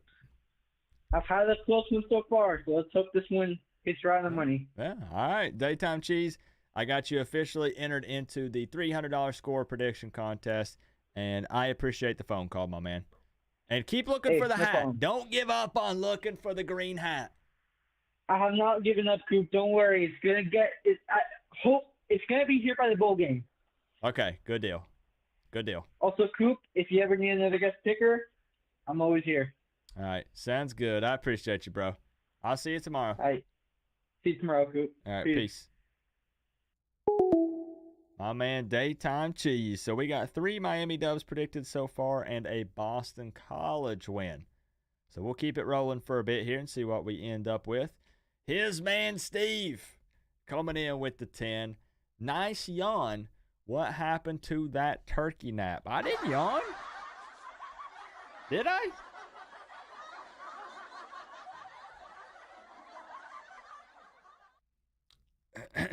I'm fighting a yawn right now, Steve. I'm not gonna lie. Literally saying yawn, it's like it triggered something in my brain, and I felt like I'm fighting it. This is what it takes. One almost came out. On the side of your Thank you for the 10, Steve. Thanks for the stream. Agreed. Consistency and more time needed. That said, can't be an apologist for a $8 million a year coach. That's fair. That's fair. He needs to be better facts. Can't take the Manny line. He read the roster or the Dabo timeline. Slate's record speaks for itself. That is fair. Tucci, thank you for the 10. Straight to the PayPal. My man, you're right. The thing is, I say that I personally want to give them 3 years with consistency to see where we stand at that point. However, I do believe that you are right in saying you can't make excuses. Can't be an apologist for a coach that is getting paid $8 million a year. Now, that doesn't automatically mean you just win. We could pay a coach $50 million a year, and it won't mean that just because he gets that much money that he wins a national championship year one or ever. But we are spending a lot of money. We, are investing in Mario Cristobal and his vision and how he wants to run the program. And if you're not getting results, if you're not seeing positive progress, or if it seems to be kind of just chilling in the middle, not going down, not going up, you can't make excuses. I agree. Thank you for the 10, Tucci. I appreciate you. Well said. My man Buzz Talk with Face Zach coming in with the 5. I would like to reread this because of the way it starts. It says, Daddy Coop, Daddy Coop, Daddy Coop, Daddy Coop. I love Daddy Coop.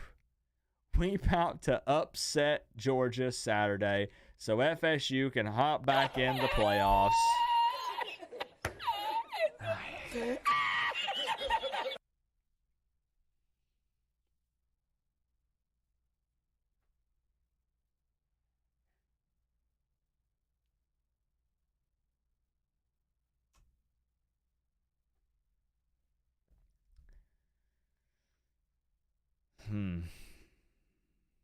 Nobody has anything to say?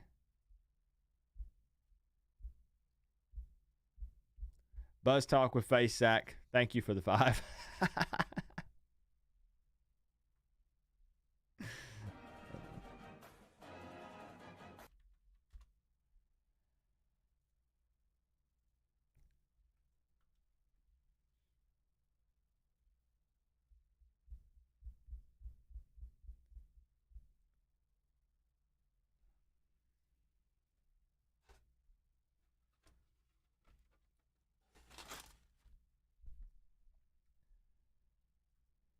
Now hear me out for a second.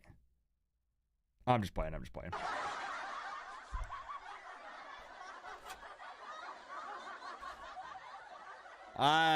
going to be honest.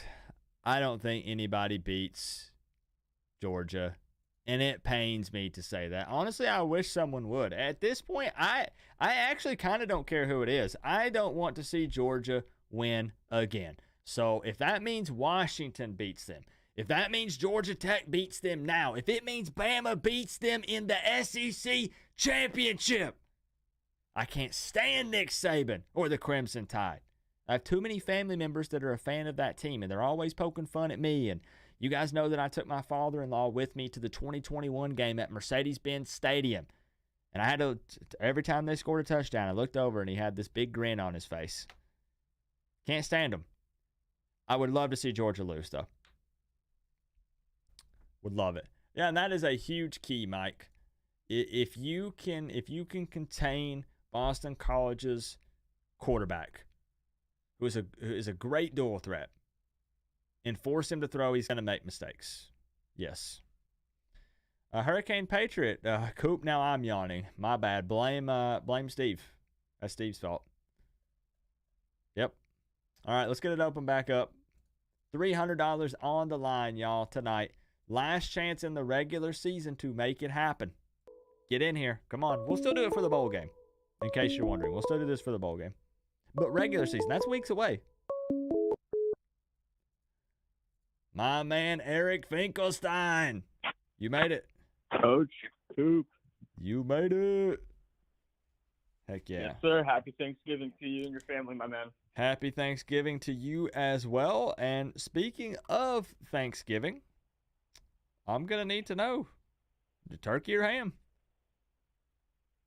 Oh, I mean, you got to go with the obligatory turkey. Okay. However, I'm always someone who is more excited about the sides rather than the turkey itself.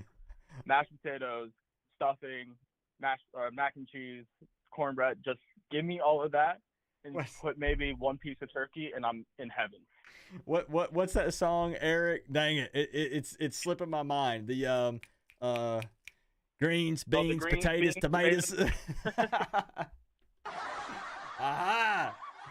Okay, one of those guys. I see. Nothing wrong with that. Yeah, it's a carb load. I didn't think about that though. A side guy. Okay, interesting.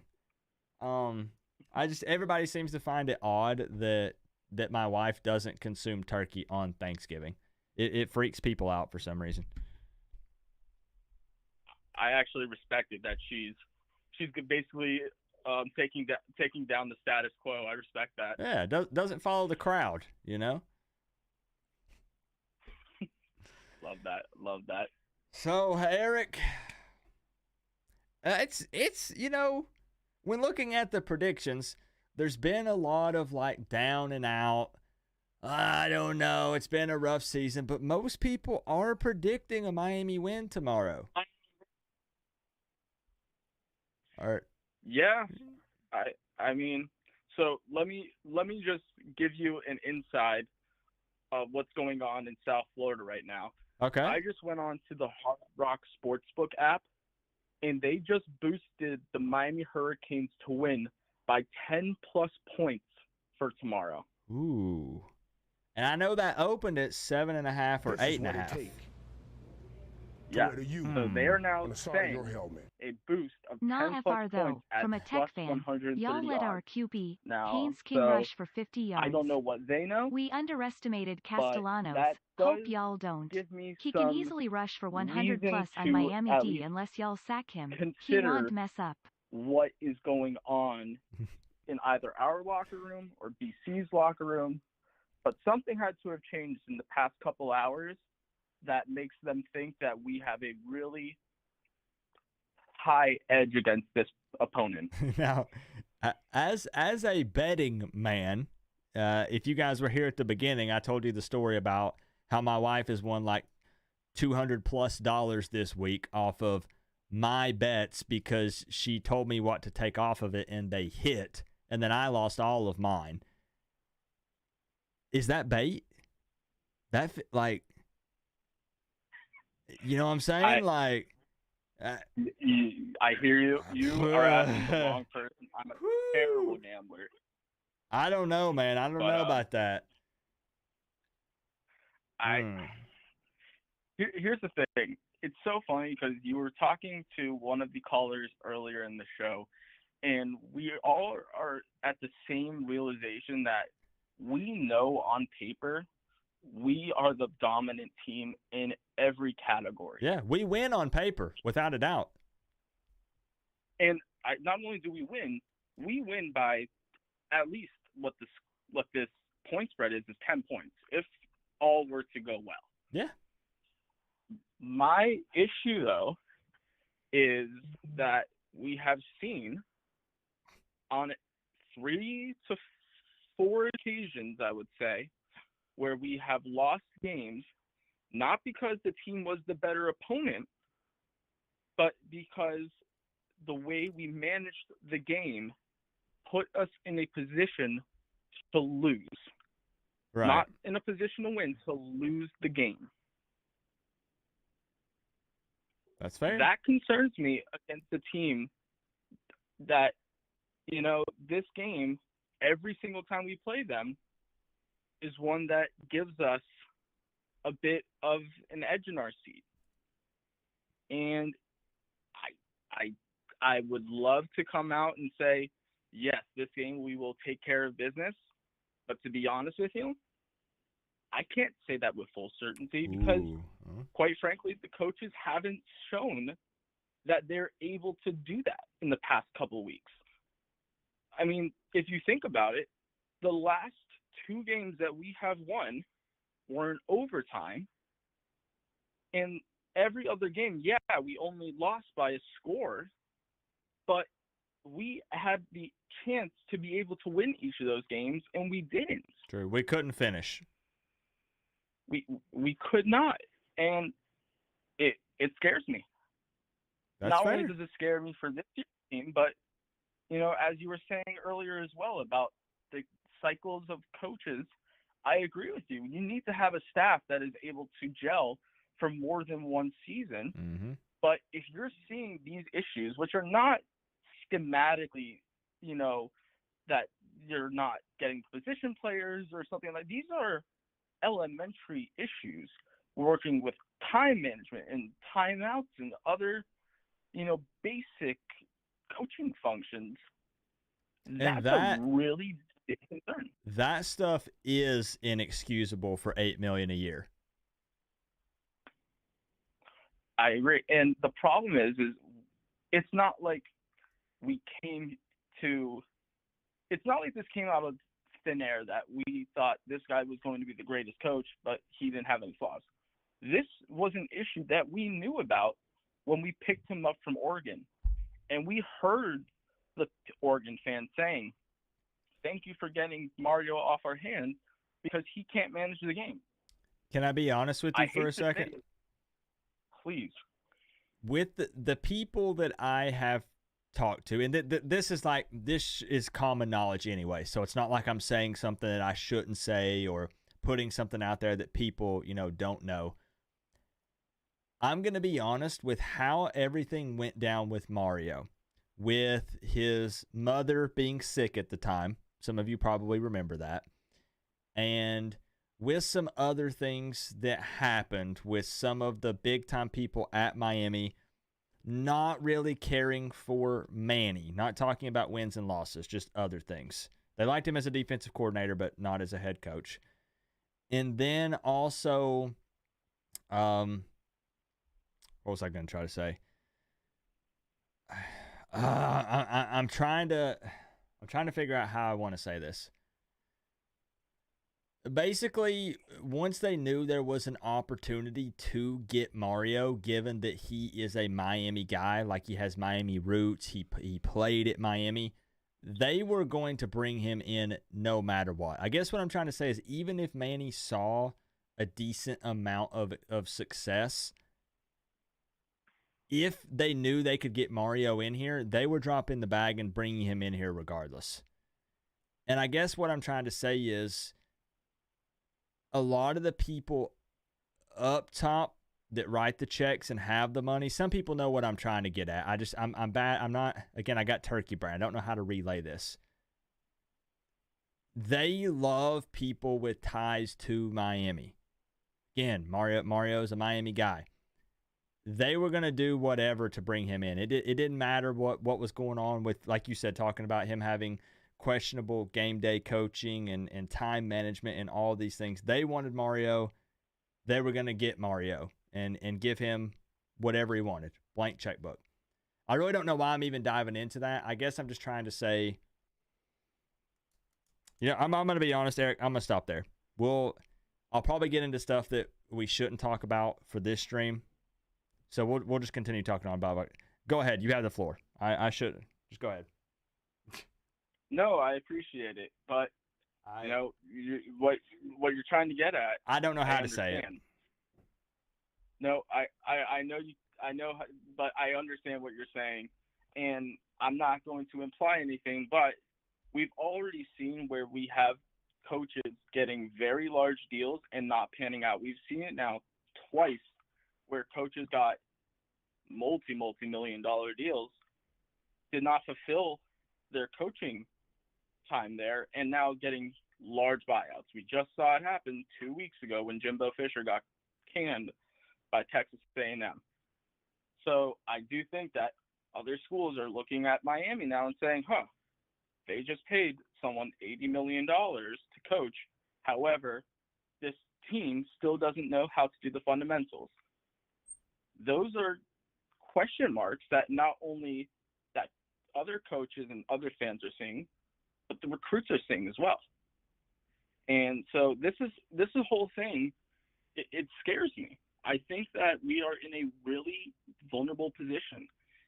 Now, saying all that, tomorrow you have a chance to soften the blow of the vulnerability that Miami is in.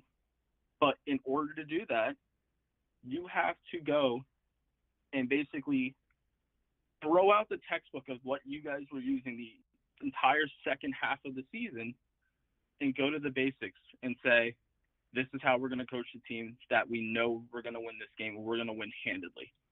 If they can do that, then I think that there's a brighter future. It has been yet to be seen, so I'm staying hopeful, but I am highly cautiously optimistic about tomorrow's game. That's fair. So I'm going to kick it over then to the official score prediction cam here. And we're going to need some numbers. I am going to pick Miami to win this game 24-17.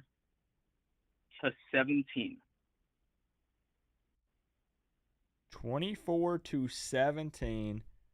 Miami victory for Eric. We're going to lock it in. You're sure? Once I press the button, it's a done deal. I am as sure as I can be. I hope I'm wrong. I hope we blow this team out the water. But this is one of those that I feel safe enough to take this bet. Okay. I'm going to lock it in. No, and I mean, I'm going to be real with you. Of course, we would all love to win by 2, 3, 4 touchdowns, something crazy. But I do think it's fair to say that we'll take a win at this point because we've lost 3 in a row. And it's an away game. It's noon. I'll take a win if it's 3.7 points, whatever it is at this point. I'm just being honest. Yes, I'll be disappointed a little if it's ugly, but we need a win. We need a win. So we need something to go and say, hey, there is some progress that this team and this coaching staff has made from last year's basically, trash season. Basically that one, you throw away the season. This is the real season starting, but you need to show some real progress. If you can get on a 7-5 record with hopefully a bowl win, that's where you're going to start seeing recruits saying, okay, this is some progress that the team is making. Yep. Let's go and make this happen.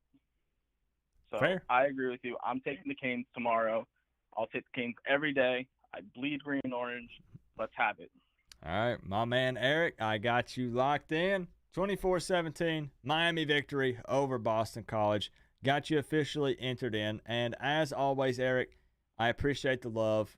Thank you for hanging out with me and the college football family on Thanksgiving. I appreciate you, bro. Absolutely, Coop. Happy Thanksgiving to you and your fam. You have a good night. I'll see you tomorrow. Thanks. Bye. All right, peace.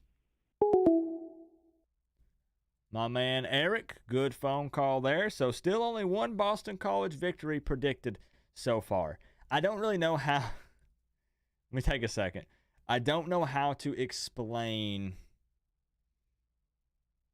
what I was trying to say about Mario. I'm probably going to make this way worse.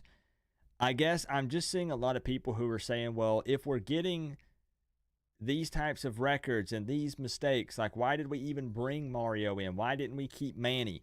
I'm telling you that the people that write the checks love people with ties to Miami, to South Florida, to that area, to the university, the program. And it was just the perfect storm. In some ways, a bad and unfortunate way for Mario. That's why I brought up like his mom being sick and him coming down to visit. It was kind of just a perfect storm to bring him in, and they felt like it was the only opportunity. Basically, now's our chance. If we don't take this opportunity may never come up again. Let's give him whatever he wants, and let's bring him in here. They wanted Mario, and it was just kind of the perfect storm. They felt like, and you're right to an extent there as well, Hurricane Patriot. They felt like, we needed someone to come in and that could keep South Florida talent home and, could really bring in consistent top 10, top 5 recruiting classes. And they saw the other things, but they wanted a Miami guy. And they're just kind of, I'm stopping.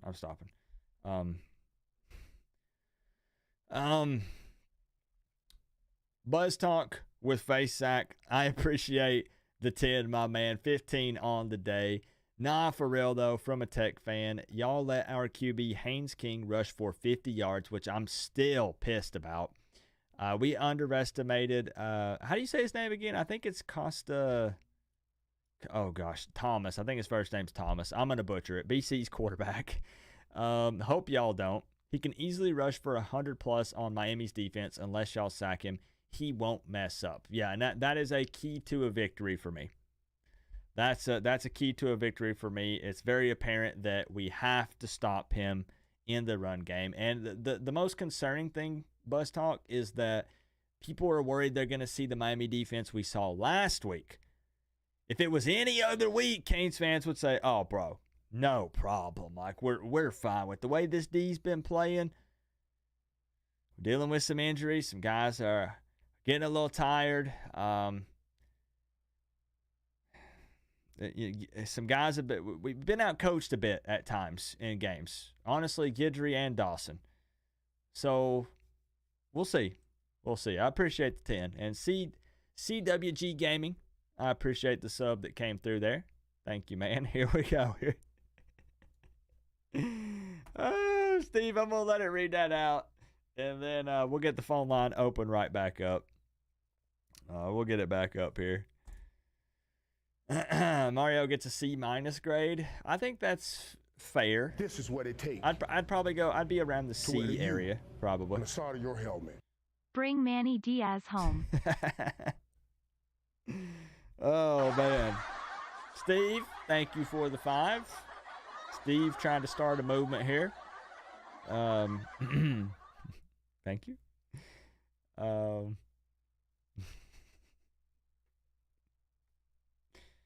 Coop, do you think Miami offered Chaminade QB to try and flip Jeremiah Smith to the U? That absolutely plays a part. Yes. I mean, you got to, if you want to be in the game, you got to play the game.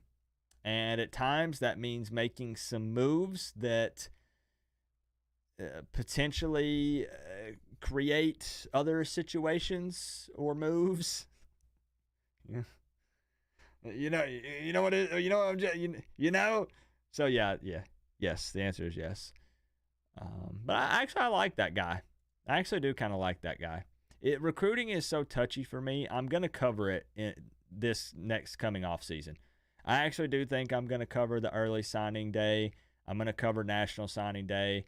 I'm gonna get deeper into recruiting. But I'm going to be honest, it's tough because recruiting is a nasty business.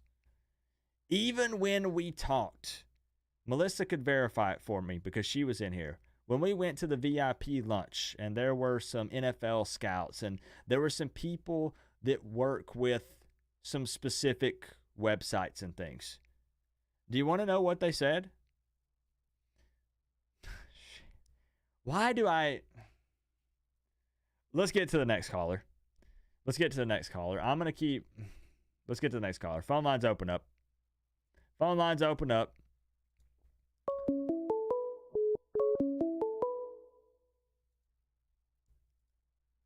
My man, Chris. Hey, Chris. Yes, sir. How you doing? I have turkey brain, so I'm working on it. I have 2 questions for you, Chris. Yep. Okay. Number 1, I need your PayPal, Venmo, or Cash App so I can send you the money that you bought the stuff at Publix for the tailgate against Florida State. Okay? Number 2, you can only have one, turkey or ham on Thanksgiving. Which one is it? Only because it's Thanksgiving, I'm going to go with fried turkey. Fried turkey. Is that stuff pretty good? Like, for real? Oh my God. Have you never had fried turkey? Nope, I've never had it. And I see everybody talking about it on social media. You pretty much won't ever eat turkey. I mean, yeah. Dude, what is it, like the juices? Is it like... Yeah. Think like the moisture of fried chicken in a turkey. And I'll show everyone on the stream. I don't know if you can see it, but I'll show so people know I'm not making this up. A lot of people know Mando. A lot of you guys know Miami Mando, the selfie king, on Twitter. And what made me think of this is because he was posting that he tried a fried turkey for the first time. And I'm showing it on stream now, and everyone was dogging him, saying, "Bro, that thing, like, it's all burned up and nasty looking." But you know what? He posted a few minutes later, like after they ripped it apart and ate it, and he said this is the most delicious turkey he's ever had in his entire life. Yeah, I mean, I've fried my own turkey. I've never had one look that burned, but no, I mean, seriously, it's the best way to describe it is, like good fried chicken.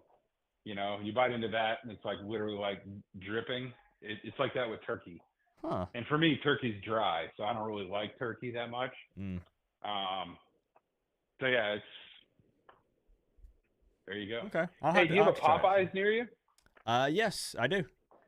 Yeah. So for Thanksgiving, usually Popeyes will fry turkeys, so you can get a fried turkey there. Crap. Well, I missed it. It makes it really easy. No, I mean, you probably still can do it. Like, I bet you they do it for the next week. Oh, okay.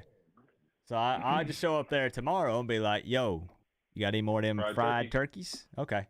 There you go. I might have to give it a shot. Okay. After the game. Okay. So, Chris, you and I have had multiple conversations off stream about the Miami Hurricanes.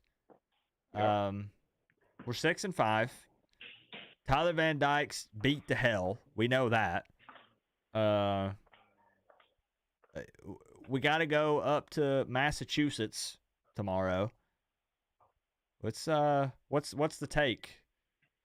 All right, here's my take. Do you remember Jurassic Park? The first one? Yep, the first one. Oh yeah. You remember the guy who was into chaos theory? Yeah. That's what I'm thinking. So I think Tyler's going to throw for like fucking 400 yards, 100 million touchdowns. It's going to be the best he's ever looked. Only because I want to sit back and watch all the drama that will come afterward. Just to see what our fan base says. I mean, it would just be so awesome. This is what it takes. Because we talked about, I know that was Did Mondo name that turkey Anakin Skywalker? That it was a rabbit hole that I shouldn't have opened. But we talked about the fact of, hey, what does happen if Tyler transfers and Jakari transfers and we have Emery and Judd?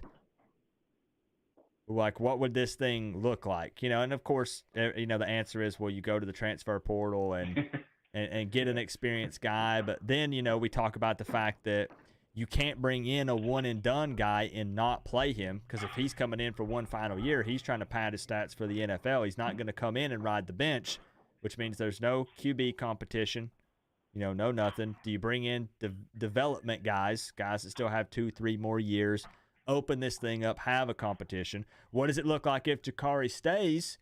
There's 2-3 different rumors surrounding him. And what if he did redshirt and the plan was so he could play next year, but then you don't just automatically give him the job? But I don't know, man. So if Tyler came out tomorrow and threw for 450 and 5 touchdowns with 0 interceptions, you are correct. It would be interesting. The drama would be real, just make it would be like the perfect end to our season. Oh, you know what? It'd be like he throws for 450 and 4 touchdowns or 5 touchdowns and we lose. Oh, gosh. Like oh, gosh. I mean, that would be like I don't want to say the perfect end because I don't want to see us lose, but this has been the most bizarre season. Yeah, I mean, I don't know. Yeah. It's yeah, pretty much. Yeah, that's all I can say. Yep. Yeah. Now, I want to tell you, for the first time ever, I am hyper frustrated with your channel. Okay. Hyper frustrated. So the first thing is, man, you were such a tease. Okay? You led me to believe we were going to have an 11-1 season.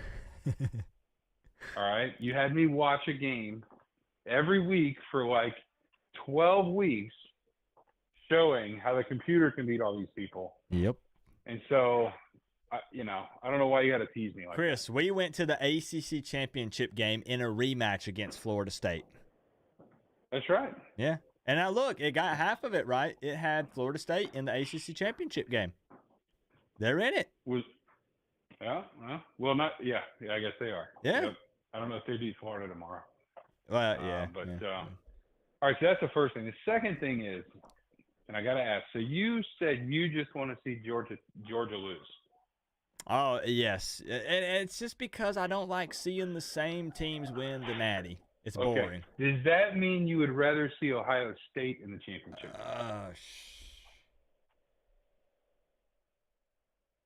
And before you answer, this could be like, the end of my involvement in your stream kind of thing. You have put me between a rock and a hard place here. You have provided I can't have Ohio State win it. So if, purely hypothetical here, because I think Ohio State probably loses to Michigan. If it was Georgia and Ohio State, I dislike them both, but I guess I would rather Georgia win it. You guess? Like there's a part of you? Is there 5% of you? No. I mean, I'm starting to see some people talk. I mean, come on. Nope. Where's all the chat? You know what? Coop's sitting here saying 5% of them would rather see. You know what? I hope Washington wins it all. The Huskies. Just because. And I hope their quarterback wins the Heisman. There. There you go, Steve. Thank you. See? I mean, where's everybody getting frustrated? I mean, come on. No, tomorrow is a huge day. I want to see. It's like the biggest game of the year at this point. I want to see Michigan just fucking stomp Ohio State. What time is that game tomorrow? noon. Dang it. Okay, so it's at the same freaking time. Same time as what? Oh, they play Saturday. Yeah. They play Saturday. I said tomorrow. I'm sorry. But Saturday. no, and I have my days mixed up because I'm not used to playing on Fridays, obviously. So, so we do get to watch it. Okay. I'm just saying there is this idea that maybe a stream might be a good idea for that game, but it's up to you. True. We could do an entire stream just laughing at Ohio State, like the whole thing. I think Cypher would love that. I know Cypher's a huge Ohio State fan. I'm laughing. Man, Steve, you go. See, I'm telling you, I can tell, Coop. There's at least 5% of you that wants to see Ohio State win. I'm gonna hold that against you. Like, it took you too long to answer. Sorry, something stuck in my throat. You have a jelly bean? I'm choking on something. Sorry. Here, let me see if I can. Man. This is what it takes to wear the U on the side of your helmet. Better. So talking about teams that matter, the Miami Hurricanes. I do think, I said at the beginning of the stream, because you have your normal, I'm not watching the game, who cares, we're 6-5. I understand the frustration. I am really interested to see if, and you might have heard me say this earlier in the stream, I don't know if you were here at the very beginning. Nope. I really want to see if the thing that Mario keeps preaching is this change and shift in the culture. If this 6-5 Miami team comes out and lays down and takes a beating against Boston College tomorrow, or if they come out and they play. Because we need to see a team that at the very least is showing fight and is continuing to play hard, even though the only thing they get is 7-5 and then potential for 8 with the bowl game. All right, so I'm gonna give a unique perspective here. You know this, but I'll say it for the ones listening. Like, I'm a CEO. I've run a bunch of companies. Culture is easy to build when you're winning. Okay? Like, if you go out there, they're running 10-2, 11-1, whatever. On the side of your helmet. You can be the shittiest leader on earth almost, and you can build an amazing culture. To build a strong culture in this environment, Canes should hire Co-op takes a real McDaniel leader. 2.0. And, to take the team from a 5-7, 5-7 last year to wherever we're going to end up, hopefully 7-5 or 8-5 this year. You can see the culture change already, just in the losses that we've had with Florida State and Louisville. We haven't been blown out this year, And for the record, I am Mr. Disclaimer Man. Chris is not saying he's ecstatic with 6-5 at the moment. Correct. That's not what he means. I'm not trying to step over you. I just, some people will be like, oh, wait. No, that's not what he's saying. Okay. Yeah. Sorry, I'm reading the chat. Next caller. No, you're good. That's Duck. Go So, I'm not saying I'm thrilled. I think we love Duck. As long as it's not Peanut, we're in good shape. I just think it's I think it's going to take time, and I don't know. I just don't think it's super realistic to get that Alabama or Clemson type culture in this environment with the record and players we've had instantaneously. So. Yep, and we had a full-blown conversation about how I feel with the timetable and the stability and consistency and all that good stuff. And some people agree, some don't, which is to be expected. That's fine. So I'm going to kick us over to the score prediction cam here. Now, Chris, we have 1, 2, 3, 4 Miami victories predicted so far and 1 Boston College victory, which was a close one, 17-13. So where do you stand? All right, so I have no idea, but I'm going to go with my other logic of the chaos theory. So if TVD were to throw for 450 yards, how many points do you think we'd throw up? Well, it's kind of hard to say considering he threw for 300 last week, which we did put up, what, it's 31, right? Was it 31? 30. Oh, my gosh. Again, turkey brain. It was 30 plus, 30, 31 points. If he threw for 450 yards tomorrow and like 1 interception or less, that's 30, 38, 30, 34, 38. All right, I'm going to go with like 42, just because let's really make it crazy. And then because our offense does well, our defense is going to struggle. Just because I guess we can't have both. You can't have both. No, Chris. You cannot have both. Don't be stingy. So, so I'm going to go with like 42 to 30. Damn, okay. And there's no logic in this. This is a complete... Well, I mean... I'm going to be completely honest. You know people are going to all caps LMAO you in the chat. But just look across the country at all the games. Most of them would not have been predicted with those scores. So, I mean, never freaking know. Never know. Hey, can you ban somebody? I mean, if you want Steve banned, I mean, no. Look at Briley. Like I think that should be considered like hate speech or hate speech. There's got to be some YouTube filter thing that qualifies for to do like a permaban. See, I'll be honest. I thought about banning. Like, 'cause I can put literal, like, banned phrases, banned words. I thought about banning Ohio State, but then that would mean people can't talk shit about them. Right? Like, if they put Ohio State, it would ban it no matter what's said, before or after. So... Oh, God. What? I need a safe space. Yes. Yep. Oh man. Okay. Holy shit. I don't know how you say that. Like,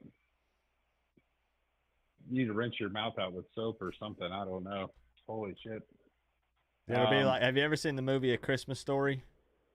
Yeah. When he says, "Oh, fudge," but he didn't say fudge, and he's got to wash his mouth out with the soap. Yeah. Hey, tell me there's not a more perfect Big 12 game. Okay, we have the team that steals signals from the other side against the team that buys the referees. Who wins that for real? Like, who do y'all have then for a second? Like, just humor. We'll get back to the Miami talk. But who do you guys honestly have in the Michigan-Ohio State game on Saturday? I want to poll the community. I'm not going to put up a poll. Like, just put it down. Just type it out. Let me see. Be honest. Be honest. Ohio State or Michigan? Come on. Let's see some participation. I'm tired too. Look, I had a butt ton of turkey as well. Let's see. Okay, Ohio State, 28-24. Oh, the Ohio State. Oh, okay. Guess I've been saying it wrong. Ban that. Make that bannable. Bergie says Michigan. Bryce says Michigan. Joel says Ohio State. Let's see. What else we got? Hurricane Patriot, Michigan. Michigan for creeps. Michigan. Okay, so it's looking like mostly Michigan. Now, I don't know if that's due to a deep hatred for Ohio State or if that's people actually just believing Michigan wins. I do think Michigan wins, and I'm going to be honest, Chris. It has nothing. I don't like Ohio State. Screw those guys. But I actually do. All joking aside, I do think Michigan wins. Yeah, I think Ohio State secondary is suspect, man. I think Michigan's going to throw for 1 million tomorrow. Tropical can't comment. She's loopy. She's been hitting the sauce. So that's fair. All right. Last question now. Go. Who wins the Florida State-Florida game with the backup quarterback? That has been brought up a little bit tonight, and it's kind of the same scenario. I don't know if people are just poking fun because they want to see Florida State lose, or if they do actually believe that Florida beats them. It's at the Swamp, right? I think it's at the Swamp. Gators have 5 wins. It's a 7 p.m. game, so that's a night game. Backup quarter.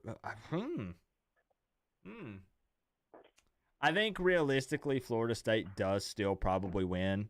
It pains me to say it, but I think they're talented enough around the quarterback to still make it happen. But it's the Swamp. I don't know. Yeah, I hope Florida State wins. I'd like to see them do well and represent the ACC this year in the playoffs. I think it does well for all of us if that's the case. So, all right. Chris? Probably unpopular, but no comment for me.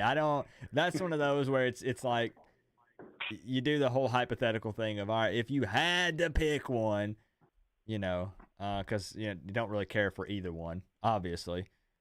I don't know. It would be interesting because what kind of chaos would that? Because they now put Washington ahead of Florida State, right, in the college football playoff rankings. And Washington hasn't played anybody in the Pac-12. Come on. Yep. But then Ohio State and Michigan are playing on Saturday. Yep. Who's right outside of that? Is it Oregon? Alabama's up there. Hold on. I got to pull it up. There's so much opportunity for a crazy day tomorrow. Or Saturday, sorry. Okay, so. There's definitely, Yeah, so Georgia 1, Ohio State 2, Michigan 3, Washington, and then Florida State right outside of that. Oregon 6, Texas 7. You got Bama playing Georgia. Plays somebody. What's that? Texas plays somebody, I think. Who they got? They play Texas Tech tomorrow. Oh, never mind. 6 and 5. Who does Oregon have? They play anybody else? Oh, they've got Oregon State, who's 15 and 8 and 3. Freaking Mizzou, man. Over here, 10 and 2, number 9, and then that's interesting. I don't know I don't know. I don't even know what to say. Because you got to think about it, right? Alabama plays Auburn. If they win, who's number 2 in the SEC? I would think it would be them, right? They're on the opposite side of Georgia, aren't they? Yeah, but then what if? Okay, then so I don't know, bro. I don't know. Right? So then what happens if Alabama beats Georgia? Then that's what I was. Championship. That's what I was gonna say, and I don't have the answer. I don't know. Because if that gives Georgia a loss, Ohio State and Michigan, one of them is going to have one loss. Let's say Florida State somehow loses to the Gators. Or Louisville. Okay. Right. I guess Washington wins it all. Washington wins it all. Dude, Washington's going to get destroyed by whoever they Washington it wins the national championship. Unbelievable. Wow. It's their year, Chris. Dude, this is going to be it'll be an interesting next, month and a half, a couple weeks. See what happens. But yep. All right. Yep. Yeah, Later, dude. Y'all are gonna eat me up. Chris, I appreciate you calling in. I had a good time. Happy Thanksgiving to you and you too, the buddy. wife and the kiddos, man. And I appreciate you for spending some time with me.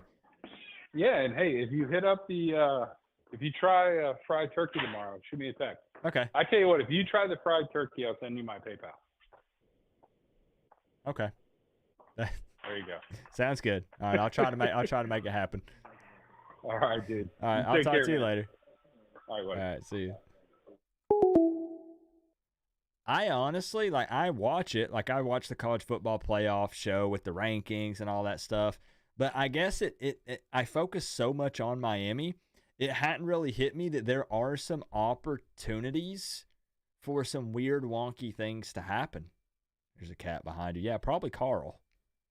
Now Toxic Fart, it's gotten to the point to where when you open the door, he bolts inside. And then when he gets inside, he screams because he's always been outside.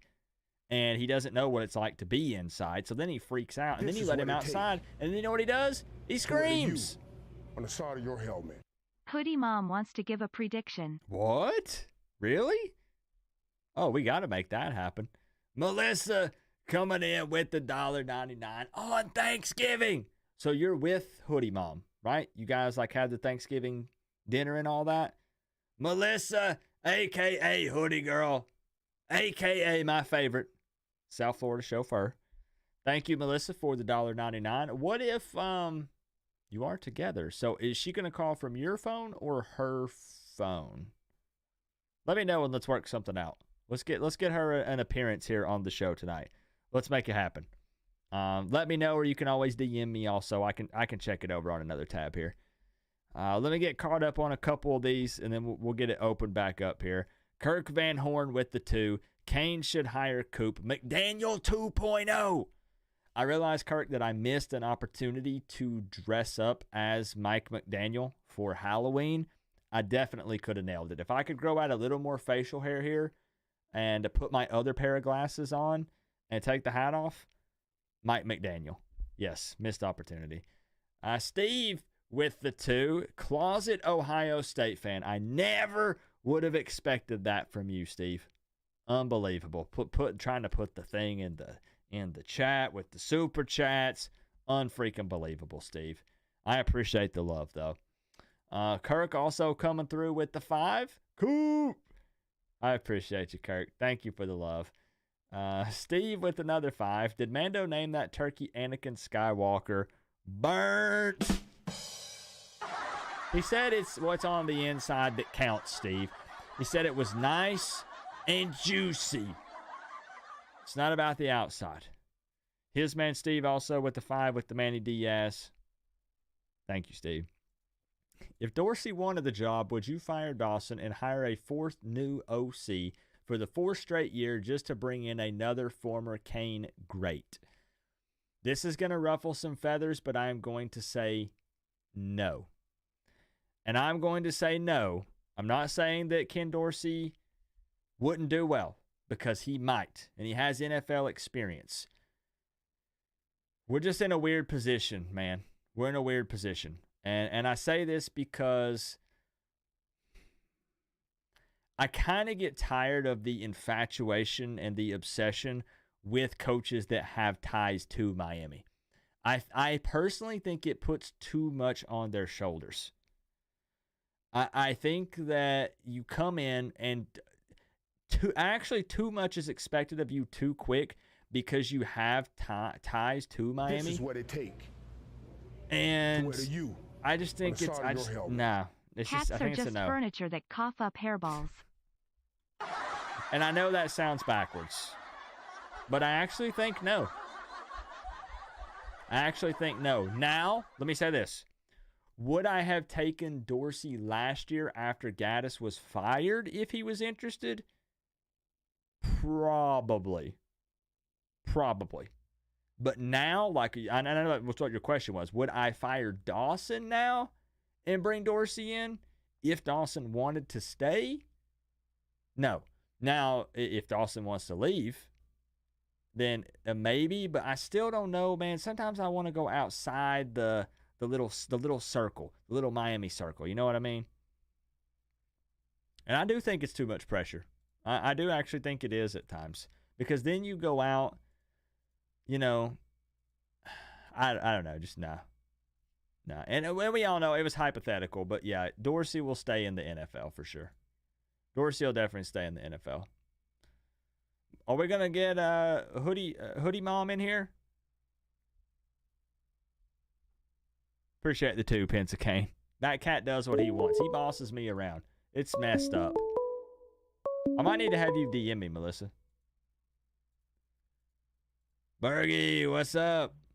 What's up, Coop? Happy Thanksgiving, buddy. Happy Thanksgiving to you as well, my friend. Did you consume lots of delicious turkey and or ham? I'll be honest with you, I would have loved to consume some ham. There's nothing better than a nice honey glazed ham with thick syrup all over it. But no, I did have turkey this evening, and it was delicious. Loved it. Fair. Okay. I think that I actually had more ham today than turkey. Really? I do think so. Yeah, because what else did you have with it? We went to Shoney's and went to like their buffet thing because we didn't want to cook, we didn't want to have cleanup. We have a small family, and the way they served the turkey is they ripped it like this. I guess probably normal, I guess, but they like shredded it and then they put it in some kind of sauce or gravy. And you know me, I'm not a condiment guy. I'm not a gravy dude. So really, so I want my turkey plain. Wow. So I want it soaked. I want to dip it with bread and everything and make a sandwich out of it. I'm all over it. Yeah, no. So I picked a little, but I ate a lot more ham. But what I had more than anything was fried chicken. Did you have any sweet potatoes? No. Ugh, sweet potatoes? What? You guys eat that nasty stuff? What do you mean? Do we eat that nasty stuff? You eat sweet potato, put a little marshmallow sauce on top of it, man? Come on, dude. You never had a sweet potato casserole? Really? I have. I spit it back out, and I walked that thing over to the garbage, and I put it where it belongs. God, we're not friends anymore. Yeah. I thought I knew you guys. You broke my heart, man. Like, give me some green beans. Give me some mashed potatoes. Now we're talking. Did you do by chance a green bean casserole or just straight green beans? No, just straight green beans. We're not doing any of that mixture of making some kind of crazy Frankenstein concoction, Bergie. You gotta live a little, man. That stuff is so good. No. Talk about a way to ruin some perfectly good green beans. No, it's how you make green beans get up on the plate and dance and feel all good that they're smothered in something nice and tasty. Sometimes I don't think I fit in the South. Because Chris said, are you a Southerner? I also hate beans for the most part. Like, I'll eat green beans, but I hate baked beans. I hate I dislike most Southern food, honestly. Do you at least do a loaded baked potato? No, I don't. You're saying no, you don't do a loaded baked, you don't have a baked potato with sour cream, cheese, bacon bits, and all that, chives, nothing? Sorry, I'm dry heaving over here. Oh, God. I mean, you'd be a cheap date, I'll tell you that much, because you wouldn't have to spend much on you, but man, that's so boring. You bunch of psychos, man. Can we be honest, though? I'm going to step back for a second, Bergie. Why do you think I look like this? No, this is true. I got you. I can't argue with you there. I basically eat Taco Bell, and that goes in one end and out the other. So it comes out looking just the same. Yeah, I got you. I don't have time to absorb the nutrients to pack on the pounds. You know.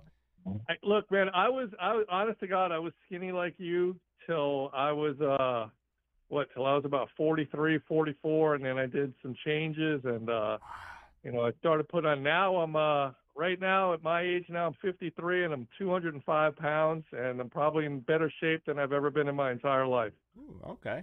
So I still have time to pack on some pounds. It can still absolutely. happen. Oh, you will. Trust me, when the 4-0 hits you, you'll hit it. Because and you'll be like, yep, here it comes. I'm not going to lie. Everybody told me it was going to happen at 30, and it hasn't happened. I'm 34. Now, usually it happens right around between 40 and 45 is when all of a sudden you go, wait a second, what's that? around my midsection there. Where'd that come from? Okay. So I got a couple more years. I got you. Okay. So Bergie, come on, ask me some hurricane questions. Don't let the Thanksgiving festivities mess with your brain here. Be honest and real, and it might be all positive. On the side of your helmet. I'm not happy What's about going this to game. happen to the I'm not playoff picking us race to when lose, Georgia but I'm not Tech happy about destroys this Georgia game. I this just Saturday? don't like the way things are Go shaping up Jackets. leading into it. To hell with I'm Georgia. not happy about the cold weather. I'm not happy about it being the day after Thanksgiving. I'm not happy about it being a noon game, to be honest with you. Me neither. I don't want to roll out of bed that early. Right. It's like, it just seems like and then, you pack the cold weather on top of that too. It's like, guys don't even, it's like you're just waking up. The last thing you want to do is jump out in 46-degree weather. I don't know. I'm not comfortable. And it's nothing on the players themselves. I mean, we talked about this, I believe a week ago or 2 weeks ago that, the players have been playing their hearts out every week. I'm having a really hard time trusting the staff right now. And that's where my issue lies, is that what are they going to do? Like I mentioned in the chat before, what kind of team is Mario going to trot out tomorrow? I'm more concerned with what kind of game plan is Mario going to trot out tomorrow. I'm not worried about the players. I'm just... And I do want to keep an eye on that, though. I know I've said that a lot tonight, but I really want to kind of pay attention to the body language of the players and the coaches, and they need to be hyped up and energetic and playing hard out there, even at 6-5, because that it's the decision making, though. And yeah. I mean, as far as like what's costing us some games and having some issues with, I mean that's a huge contributing factor. Yes. Look, this is what bothered me about last week's game, is that we're up on right before halftime. We go up, right, and there's like, I don't know, a minute 40 something left in the right before halftime, I think it is, and we let them just run down the field on us. They go ahead and score, and if I'm right, we go into halftime 1 point up. Yeah. If I'm correct, something like that. Yeah. And then what do we do in the second half? We come out, we play Mario-style conservative bro ball, and they basically just run all over us. And you're sitting there going, at some point, are we going to turn it on? And they don't. And this has been a theme for like the entire season so far since the Georgia Tech game. Is that we just allow teams to just... Huh? I was going to say, do you believe the rumor of Mario like meddling with the offense? If you do, you do. It's fine. I'm just curious. I have no idea. I mean, let's put it this way. He's the head coach. He has some say-so. Whether he's actually handcuffing Dawson, I want to believe that he isn't. But let's put it this way. If by chance he is, Dawson's gone at the end of the season. Because no OC in his right mind is going to sit back and just let a coach do that. Hold on. I need the other hat again. Hold on. Okay. I did think about this a little bit while I was laying in bed last night, Bergie. And I was like, all this talk about, okay, well, we want Dawson gone. We want Dawson gone. Screw this guy. Like, what's up with this offense now? And it did cross my mind that if the rumors were true, like if it is that Mario's like putting his fingers in there and he's like overriding this and that, and no, we're going conservative here and we're doing it, and then I would actually possibly see a scenario where Dawson himself would just leave. Yeah. Because that would be frustrating. It's yeah. I totally agree. How do you not look what happened in Manny's last season? Remember, Manny came in, Manny hired T-Rob and Shoop, and everybody thought, oh wow, we got T-Rob and Shoop. Yeah. Oh, things are going to change. And what happened? He handcuffed the living hell out of both of them. He played Manny ball throughout the entire season, and both of them were gone the next season. Obviously, because Manny got fired, but it was a one and done, and it was like you never even knew they were there. And you just, I don't want to see Dawson leave. Because I want to believe that if we do happen to pick up, say, a better QB in the portal someone that, kind of fits what he wants better, that maybe, that might change things around, or at least we would have the option to see that and then have a better view next year. Okay, well, we got somebody else that's still not working, so maybe we need to make a change. We need some kind of consistency. If we get rid of him, and then let's just, God forbid, say that Guidry gets an offer from LSU or from somebody else that he can't turn. I'm not saying it's going to happen, but we have to keep that in the back of our heads that that's a possibility. That'll be 3 years in a row that we'll be starting the following season with a new OC and new defensive coordinator. What team in college football can you think of in recent memory that's ever happened to? At that point, it's almost impossible to find success.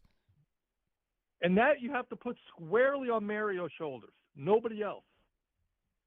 Yeah. You know what I'm saying? Yeah. Like that entirely falls on him. If those guys are happy, they're getting paid good, they really shouldn't have a reason to leave after 1 year, given where they've came from and where they're at now. Well, with Guidry, it's touchy because he's been solid throughout. And, the Louisville, unfortunately, was, the one game where the water broke on the dam. And unfortunately, sometimes it just happens. But for the most part, he's been very solid. It's very feasible to believe that some other programs could potentially throw a lot of money at him to come on board. And all essentially they would have to do at that point is throw an assistant coach moniker on there to entice him as well, with the pay raise. I mean, it's just he would be the more likely to go based on his body of work thus far. Right. I agree. I don't think Dawson would more or less get an offer to leave. Yeah, that's why I think if Dawson left, not fired, because I don't think they just fire him, but left, would be the headbutting with Mario if he was messing with the offense. If that were happening. Yeah, exactly. Yeah. That's why we got the tinfoil hat on, guys. It's just crazy.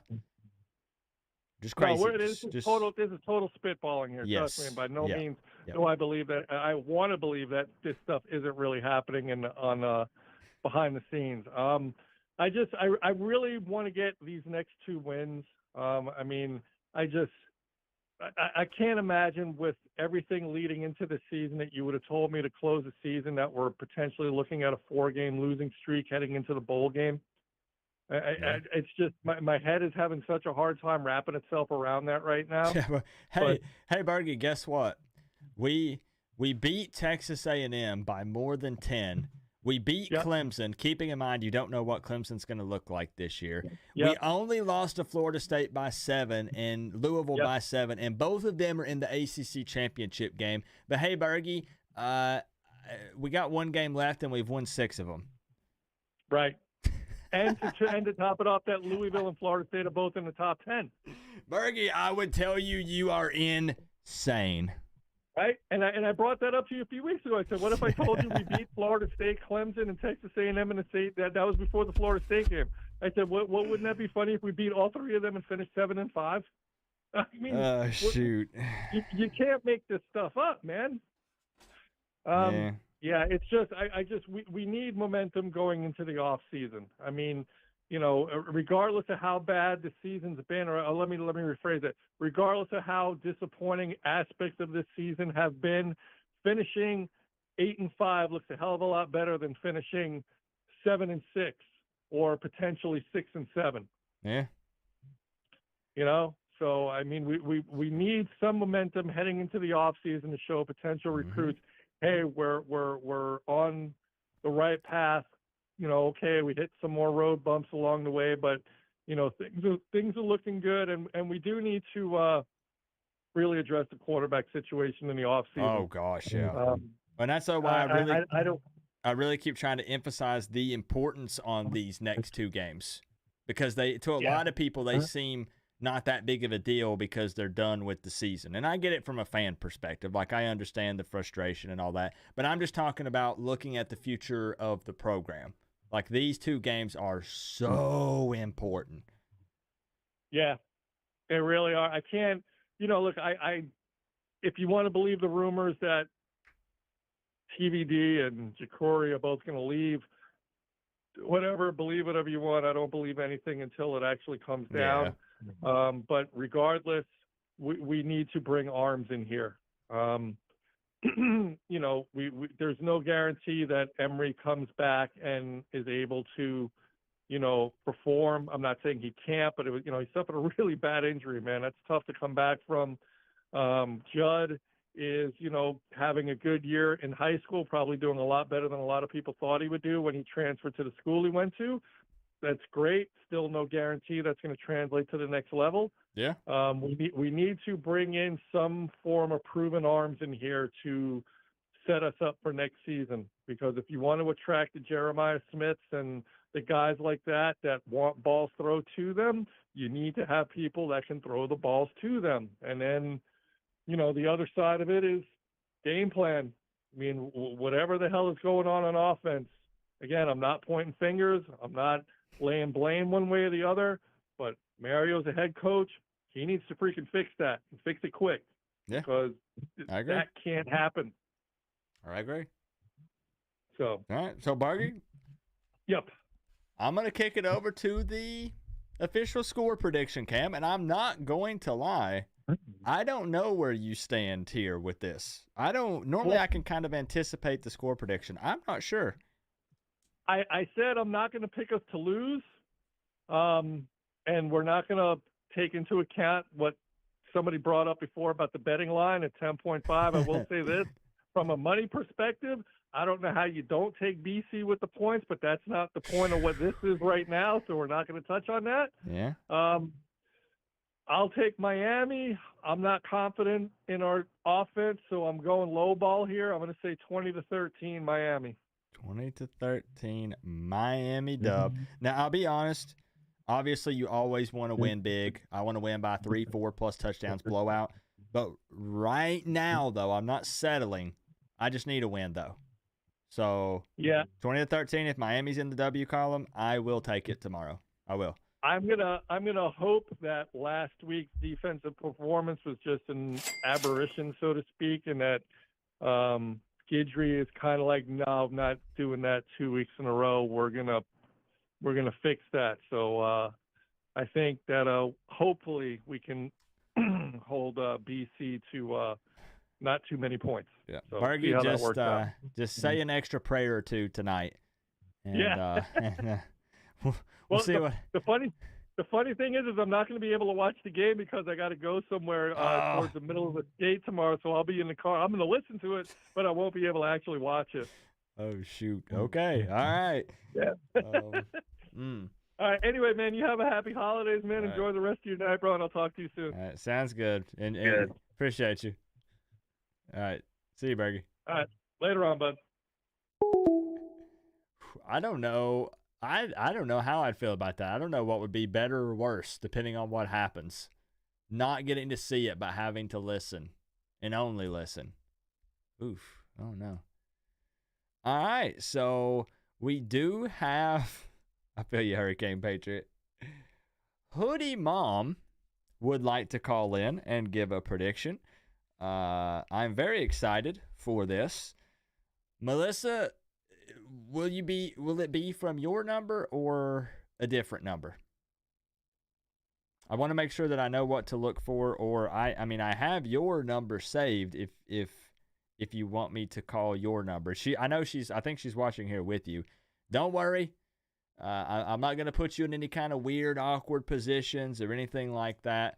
Just give you a second to introduce yourself. Maybe tell us an embarrassing story about Melissa, and then give your score prediction for the game.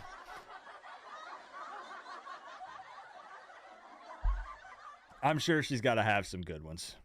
I'm sure she does.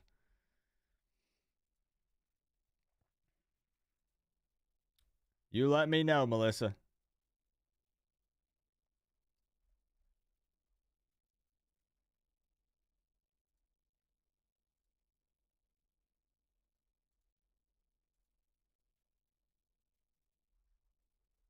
Hoodie Mom. Hoodie Mom. Hoodie Mom. Hoodie Mom. Come on, let's see him. Let's see him. Okay. So wait, so which one? So which number? Can you give an area code, Melissa? Of course, not the full number, but just an area code.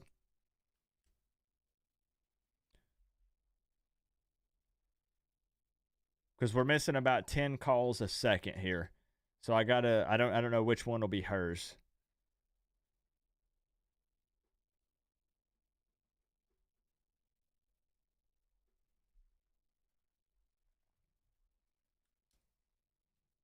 We'll give it a second, guys. Okay.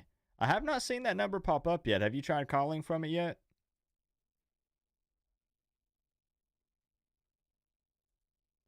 We're going to give it a second here, guys. I want to see if we can get her on here. 954. Okay. I'm going to be looking. We'll hold the line here for a second, guys. Okay. I think I see it. Okay. Let's see. This is it, guys. I want everybody to chant Hoodie Mom if this is her. Let's see. I'm going to talk. Last time I'm going to be talking to you. Well. Hoodie Mom is a little shy. Hey, tell her there is no reason to be shy around Coop or the college football family. Put her on the phone. I'll break the ice. Hoodie Mom, say hello. Hi there. Hoodie Mom, you are very popular around here, just so you know. Wait till they find out I know nothing about sports. So this is how it works with Miami Hurricanes football. I tell Hoodie Mom that they're playing. She says go Canes, and then later on she checks the score and either text messages me that she's sorry or text messages me a bunch of hearts because she's happy that the Canes won. Everyone's saying hi. Look, see? Yeah. Oh, Briley's asking if you're a New Yorker. Yes, she is a New Yorker. because they heard your accent. People pick up on that stuff quick. Is Hoodie Mom single? No, Hoodie Mom is not single. Oh. Toxic Fart, that's my boy. Me and Toxic Fart are besties. Hoodie Mom's old. So Hoodie Mom doesn't follow a lot of football, but we discussed the scoring in football and talked about how touchdowns are worth 7 and field goals are worth 3. So she gave me a score prediction, and funny enough, it's very close to yours, Coop. Okay, yeah, and the thing is, you don't have to be this. You can consider yourself a football expert, and you can study stats and numbers for hours on end, and then someone who you could go ask a 5-year-old that's never watched a football game before the score prediction, and they might be closer than you. It's super unpredictable. So, Virgie says he's from Queens. Close, Long Island. Hoodie Mom is from Long Island. So I do have to ask real quick. Before you get, is she on speakerphone? Can she hear me? Yeah, she can hear you. Okay, perfect. Okay. Before you give your score prediction, if you and Melissa have talked about this, do you have like any kind of short, like funny, embarrassing story you could give us about Melissa that you could put out on the internet? Yeah, I didn't have time to think about it. Nothing She's good? She's really pretty perfect, so there's really kind of... Should we talk about my lazy eye when I was 2 and I had to wear an eye patch for a year? I didn't remember that. Yeah. I'm a bad mama. I don't remember that. I don't really have any stories. On her brother, I could give you. When I was in 2nd grade for my 7th birthday party, so I was very much a tomboy when I was a kid. Oh, and I got one. And one of my friends gave me a Barbie doll. Oh, you were 5. When I was 5. Okay. Teach you manners. I was not very happy with it, and I ripped the head off. The Barbie doll right in front of a friend who gave it to her. So that's fair. I get it. She doesn't want to embarrass her daughter on the internet, which is understandable. I get it. Briley wants to know if I was born in a hoodie. No. No. There's nothing really to embarrass her. She's pretty good. She's good. Okay. All right. I like her. That's good. That's a good thing. For the most part. So one more question then. Let me fire a question at you that I know you can answer before we get to the score prediction here.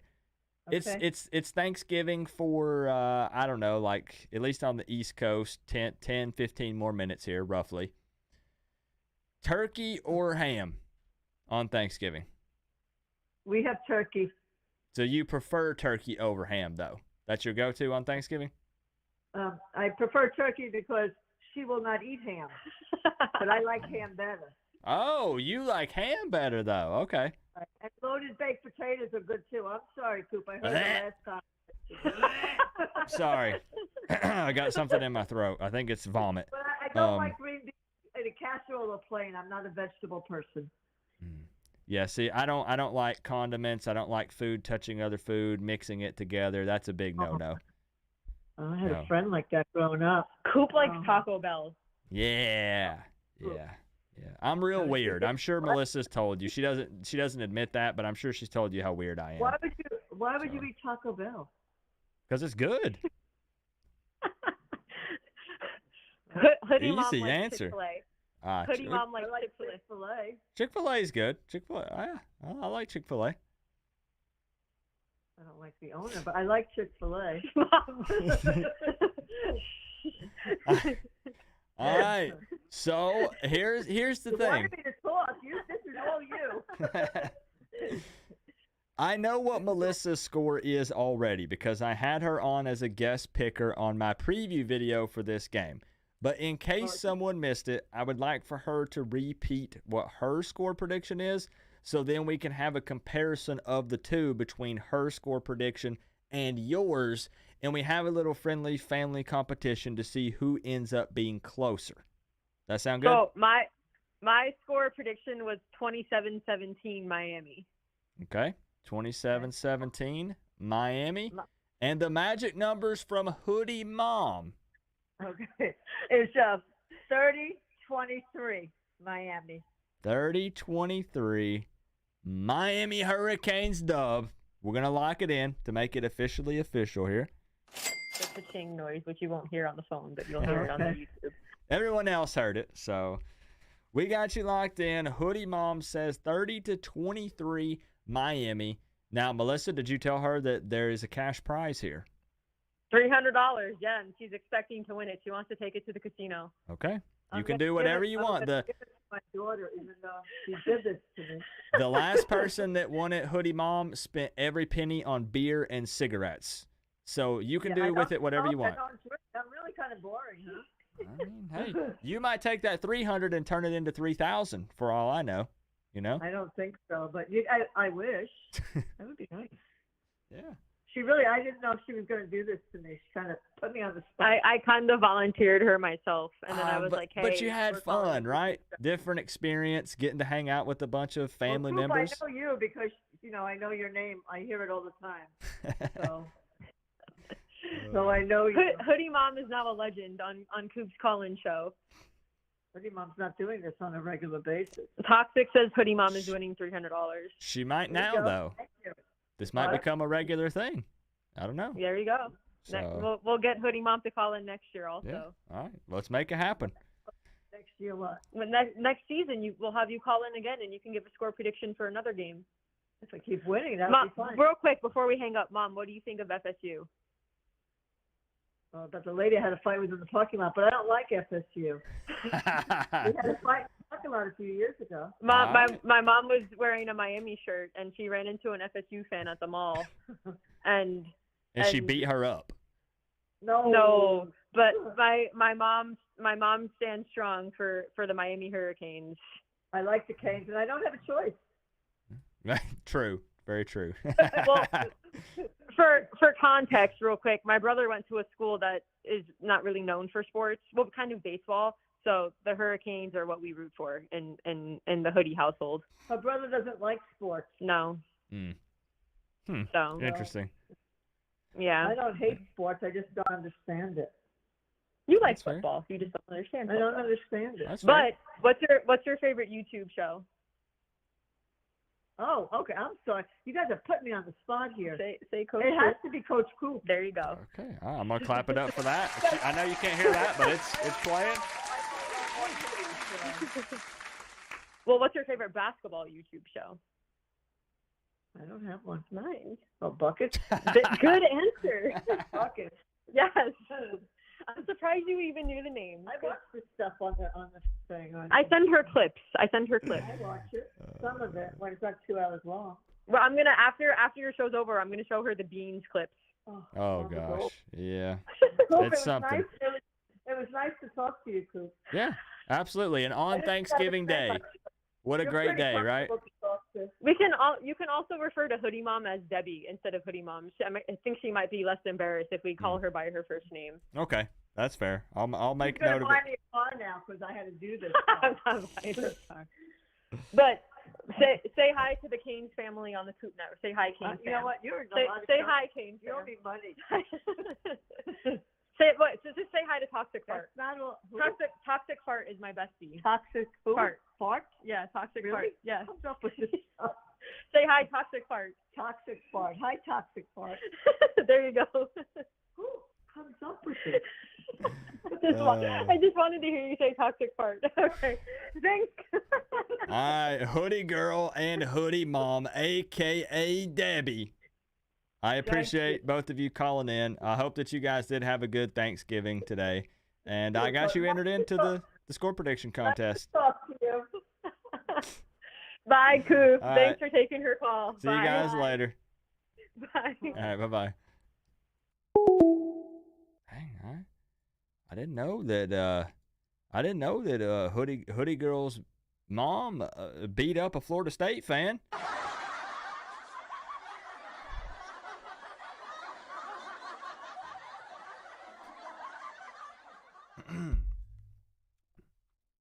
All right. What's up, Swag Kane? Oh, that was fun. And so that means another first time caller tonight. That's I think two or three first time callers tonight. So that's really awesome. And I see Darlene. I see you in the building, Darlene. Darlene, I hope that you did buy some mismatched something. I had the pleasure of meeting Darlene at Caneswear when I was down for the Clemson game, and she was a fan of the different colored stuff. I've got like one orange sleeve, one green sleeve. I rock the different colored shoes, and I told her that she needs to do the same. Different colored earrings, different colored shoes, something, Darlene. I hope that you did. So what we might do, let's see, it's 11:55. We might only take one or two more, but we are going to do lightning round because, I forgot it's a noon game tomorrow, which means I got to get up like 3 to 4 hours earlier than I normally do. And I have to set everything up for the stream because since today was Thanksgiving, I have done nothing. I'm going to open it up. Please don't take it as disrespectful, but we are going to have to do super duper lightning round. We're definitely going to have to do it. Darlene, you got to send me a picture. Send me a picture. Swag Kane, can I enter the score prediction? You can, but you do have to call the number. 865-229-4131. Give me a call. Make it officially official here. I'm going to get the phone line opened back up right about now. And we are doing lightning round. Like I said, don't take it as disrespect, please. We're just going to make it fast.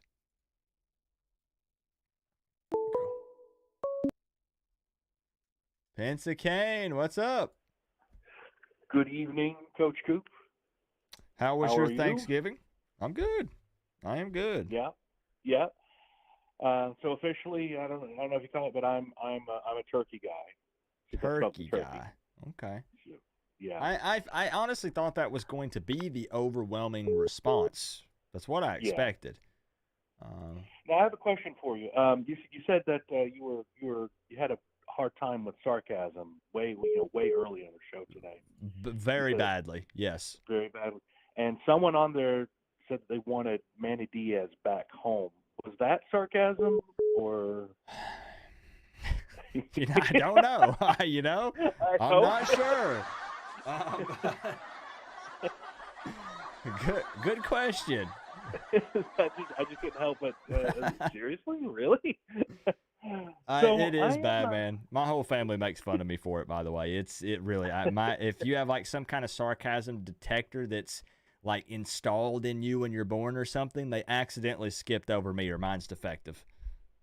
Yeah. Yeah, I'm halfway decent, but I was kind of hoping that was sarcasm. Anyway, about the game, I'm actually feeling kind of good, and the reason for that is I think with all the distractions that are going on with the quarterback, and we've had the ups and downs with the Texas A&M win, Clemson win, and losing, and I think the fact that this is an away game is actually going to be somewhat beneficial. I think if it's at Hard Rock, I think it's kind of the malaise. I don't know. I can't put my finger on it, but I think going to an away game can sometimes focus you. Interesting, though. I did not. You're the first person I've heard mention that. I didn't think about that. So just given the circumstances, I mean, not all the time, obviously, because we've lost away games before. Yeah. But just this is the last game. The roller coaster we've had, the disappointment. We've had Emory with his win against Clemson, and then he gets injured, and then we have question marks about quarterback. And I think going away, especially to far away. It's not even other side of the country. I think that has at times focused teams in the past, not just Miami, but just teams that are going through some stuff. Yeah. When they travel, sometimes I can focus it. So I'm hoping this is the one that we put it all together. It must be. It needs to be. Yes, I agree. So with that being said, then I'm going to kick us over to the official Kim K score prediction, Cam. Okay. I have pen and paper in hand, Pensacane. I'm ready. I'm going to go Miami 30, Boston College 13. Oh, shoot. I'll take that. Yeah. I'll take 30-13. Let me lock it in. Okay. 30-13, I think, would be we don't know all of the specifics, stats and stuff, but if the final scoreboard says 30-13 Miami, I'll take that. I mean, it all has to come together. One game, it all has to come together. Surely, right? Like, sure, this is hilarious. Surely. It's got to happen by accident. It has to come together. Statistically, it has to come together. So, and I'm an optimist. I'm not an expert. I don't think I've been right, even close. Like I said, for real, to an extent, that doesn't necessarily matter when it comes to predicting scores. Like right. It's what it is. So, although with North Carolina, I predicted a shootout, 49-41 Miami, but North Carolina did score 41 points. Yeah, so that was relatively close. Yeah. Yeah. So that was my best one, I think. But it just didn't end with us winning. Yeah. All right. I got you locked in, Pensacane, 30-13, Miami dub. You are officially entered in for the score prediction contest, and hopefully, we get an early win tomorrow, and then all of us can watch, the Saturday games and stuff, and just chill, All right. Well, have a good one, Coach. All right. You too. I appreciate you. All right. Bye. All right. See you. All right, I'll do a few more. This is what it takes. I'll do a few more. To wear the U on the side of your helmet. Hey. Thanks for bringing us together on Thanksgiving. Stephanie! My UM wife. With the hundo! Straight to the PayPal, mind you. The big fat 100. Stephanie, thank you for the love. I wish, and I know that you don't mind it. At least I think that you don't. I don't know why it won't let me pin those when it does it. So the way the add-on thing works, I pin it through the chat, and even though it still populates the text-to-speech message, it doesn't let me pin it, or I would put it right here. I would put it right there. Thank you. I'm going to fire back at you, though, Stephanie. Thank you for spending some time with me on Thanksgiving. Like, it's wild to think that, like, I've been looking forward to this all day. Like, I consider you guys family. And some people, I think, don't understand how much I mean that. Like, to what extent I mean that. I really do. Can I be honest? I hang out with y'all more than I hang out with pretty much anyone else. By the time you factor in going back and forth in the comment section, filming the videos, doing the live streams, I literally spend more time with you guys than just about anyone else. That's not a lie. To wear to you on the side of your So helmet. yes, I consider you guys family, for real. I am being 1,000% serious. So Stephanie, thank you for spending time with me. I appreciate you more than I can put into words. Thank you, Stephanie. And I'm so happy that you decided to stick around on the channel and hang out and be more vocal and just have fun with everybody. Because everybody here appreciates you and considers you family too. Thank you, Stephanie. Coach Hayes, people were just talking about you.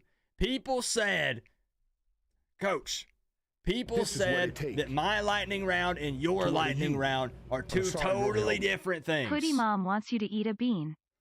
I don't know what they meant by that.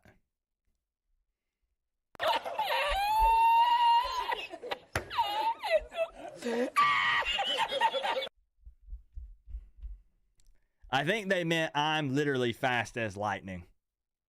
Like, I think what they meant, you can ask them. I think they meant that when I say I'm doing lightning round, that I'm like one of the fastest lightning round channels on YouTube. That's what I think they meant. But they'll tell you. Like, they'll tell you. Firefighter Kane, what's up? Good to see you, my man. I think that's what they meant. Like, it's no disrespect thing. I'm just so fast. Like, I get people on the phone, off the phone, on the phone, off the phone. And it's so fast, it's people can't even keep up. I think that's what they meant. Good to see you in here, man. Happy Thanksgiving to, I guess it's not Thanksgiving anymore, but I hope you had a good Thanksgiving, my man.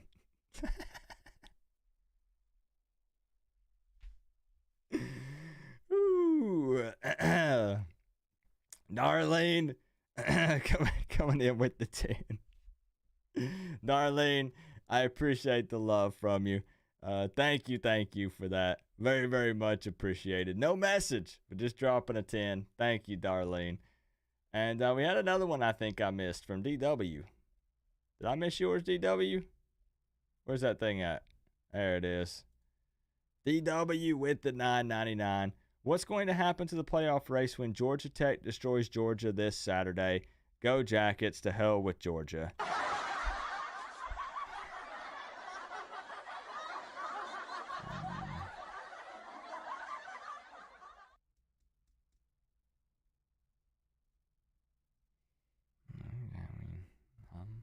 I'm glad you're excited for your team. I'll say this is what it takes.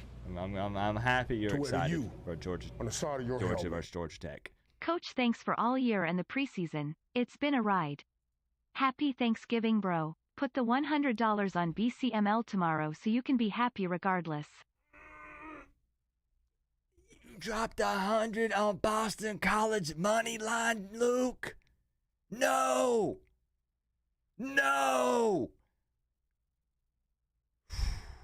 I don't bet on Miami games. I only have once in my life. And I bet money line against Pitt. And Miami was a 9.5 point dog. And I think I won 450. And I said I'll never bet on another Miami game ever again, though. I got my 100 to 450, and I'm never touching another Miami game. Luke, thank you for the 10, bro. I appreciate the love from everybody. Coach Hayes, we live at 10 a.m. for the pregame. I always love hanging out in those, just so you know. I'm not a chatter. I'm not somebody that types in the chat or anything, but I always hang out. I always like to hear what you have to say, V12, and it's always a good time. It's always a good time. And what'd you put? You have Miami blows out Boston College tomorrow. You got 38-13. I also have a Miami dub.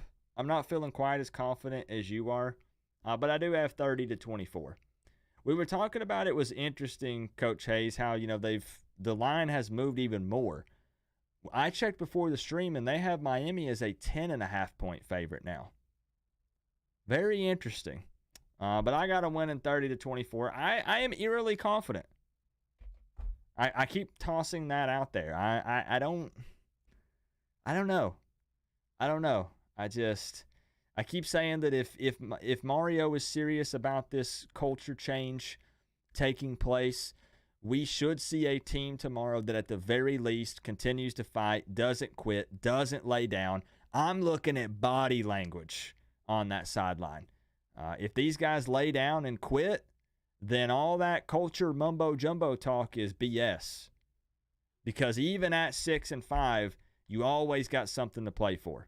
You got to be thinking about the future of the program. You're thinking recruiting. You're thinking they got to come out and play hard tomorrow. They got to. I don't care about the distractions or any of the other nonsense. But I like it. Borgalis made the thumbnail this week. Our guy Andy.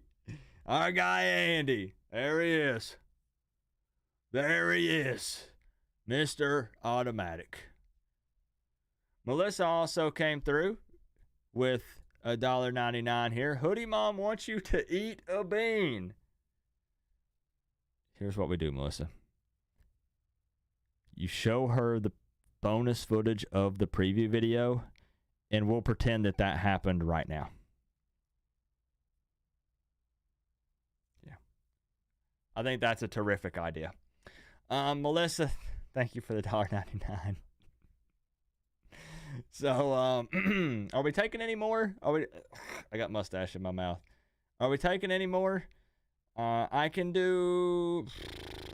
do one or two more, but actual real lightning round. Like, we go straight to the official Kim K score prediction cam, and we give score prediction, and that's it. I will give you a chance to introduce yourself, but then we'll wrap it up for real. I have so much prep work to do for tomorrow. It's unreal. So one or two more. Want to get this $300 to somebody. $300 on the line. $300. Come on now. I know somebody wants to win it. Yo, Bryce. You made it again. Yes, I did. Always right here on the tail end of it, but that doesn't matter because either way, you get in, you give a score prediction, you're in. So I'm going to kick us over to the official Kim K score prediction cam. Bryce, I'm ready when you are. 31-23 Miami. Okay. Only one Boston College victory predicted tonight. Very interesting. I actually expected it to be more. I really actually did. I'm going to lock it in, Bryce. 31-23 Miami dub. Bryce, I appreciate you being a good sport and not being upset when we have to do the lightning round. But I got you officially entered in for the score prediction contest. Of course, bro. Hope you enjoyed your Thanksgiving, man. Absolutely. I hope that you and your family did as well, man. I did, bro. Have a good night. Good deal. Appreciate you. Wait. Turkey or ham, Bryce? Both. Okay. I like both, to be honest with you. Fair. Okay. Good answer. All right. You have a good night, Bryce. I'll see you tomorrow. You too, All right. Peace. See, look at that. Unbelievably fast. So fast. I almost don't even believe it. All right. Couple more and we're done for the night. We're calling her a night.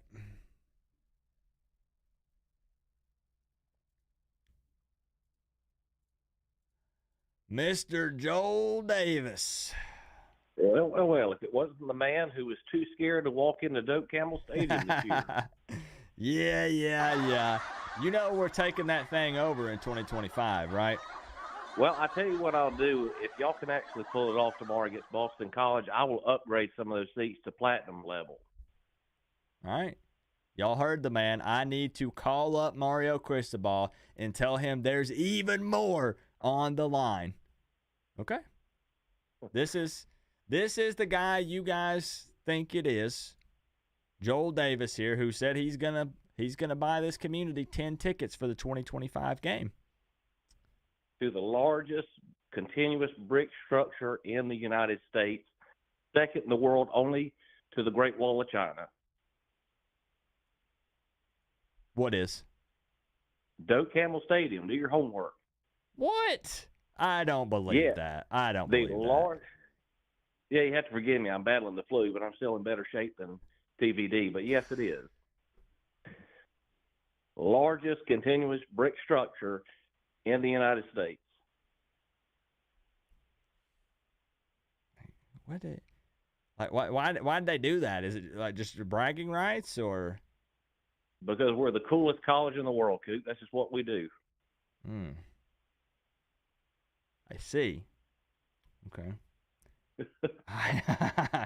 But I'm looking forward to it. Yeah, man.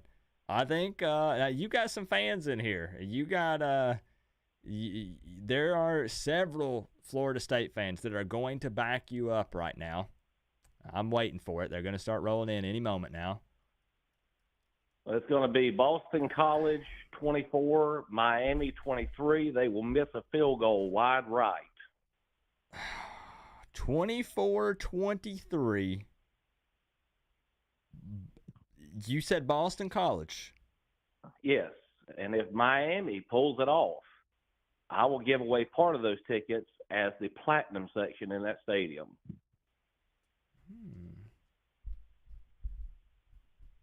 Joe,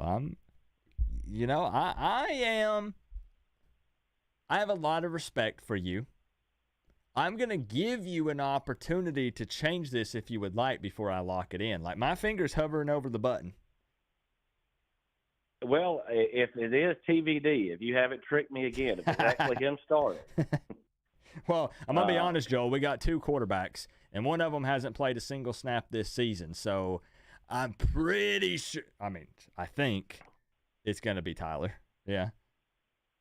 The only way it's a bad feeling about Boston College and cold weather. I don't care what anybody says. It's not a good scenario to walk into that kind of game. All right. So I can lock it in? Lock it in, and I will upgrade it to platinum if I look on the score and see Miami pulled it off tomorrow. All right, yeah. And when you come in 2025, we'll wine and dine you like kings and queens. All right, y'all. I know that Joel is a man of his word, so I got you locked in 24-23. Boston College victory, and even sprinkled a little extra juice on this thing.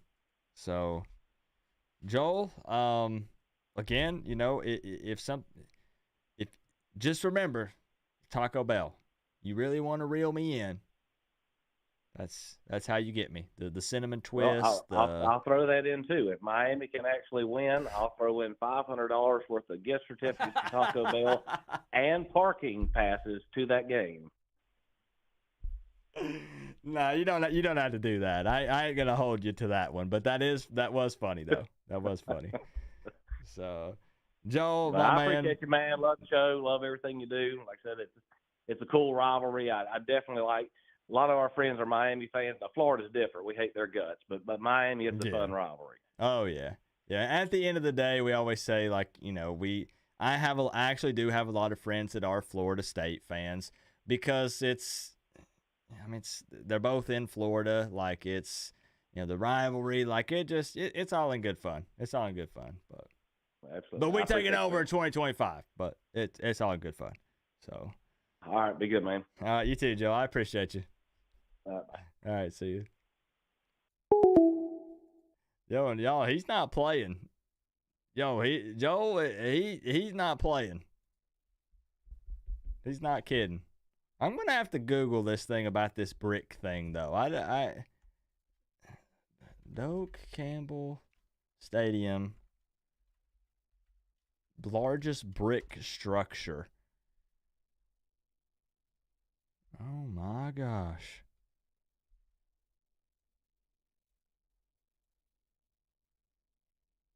Doak Campbell Stadium with the University Center is the second largest continuous brick structure in the world, the first being the Great Wall of China, and the 49th largest stadium in the world.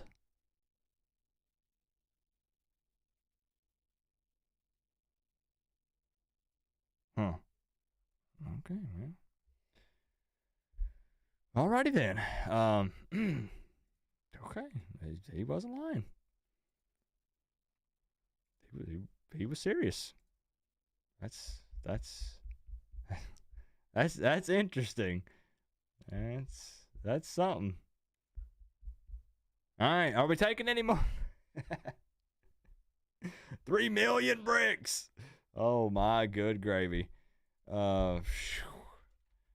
You see all these? Do you have this many Florida State fans on your channel, Coach Hayes? You see how they come in here? You see the stuff they come in here and say, all right, for real, like two more. One, two more, and I'm done. 1, 2 more, and I'm done. Here we go. 1 or 2 more, and Coop's done for real. Y'all are just too much fun to be around, so it's hard for me to end. 1, 2 more, and I'm done. My man Luke, what's good? What's up, Coach? How you doing? I am doing fantastic. I actually kind of surprised myself after the meal I've had that I'm getting a tad hungry again. So that's unfortunate because we ate at the Shoney's buffet, which means I have no leftovers. Oh, damn. Yeah, no turkey sandwiches, no warmed up green beans, no nothing. Man, I'm sorry to hear that. Yeah, that's kind of bad. All right.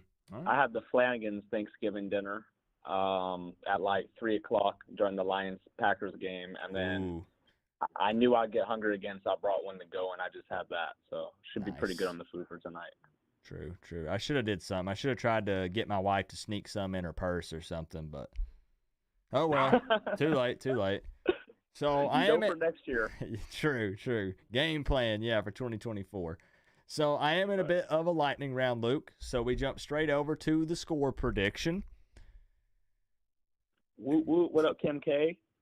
Exactly. She's raining dollar bills on everybody. She wants somebody to win the $300 because it hasn't happened yet this season.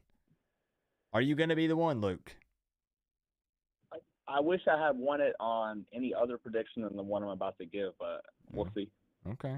And I know where this is headed, but in case somebody missed it, we got to make it officially official here. So go ahead.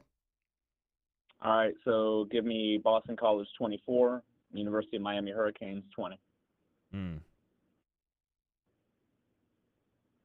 Okay. 24-20. BC victory. They're starting to add up a little bit here on the tail end of this thing. We're going to lock him in. I lost enough money betting on this team this year, so I'll bet against them one time and be happy when we win. So That's fair. Okay. All right, Luke. I got you locked in. I appreciate the support tonight, hanging out with me and the family. Always a good time, and always a pleasure to have you call in. Thank you, brother. Happy holidays. All right. Same to you. I appreciate you. All right, go Canes. All right, bye-bye.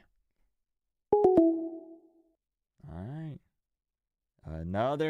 Another Boston College victory. Again, we're doing pure lightning round. People now, the naps have turned into actual passing out and sleeping at this point. It's getting late. We got an early day tomorrow. I'm gonna take one more. I'm gonna take one more, and then we're gonna wrap it up, y'all. Yo, who we got on the line tonight? Hey, it's Brad, man. Cool, what's up? What's up? Who'd you say we have? It's Brad. Brad?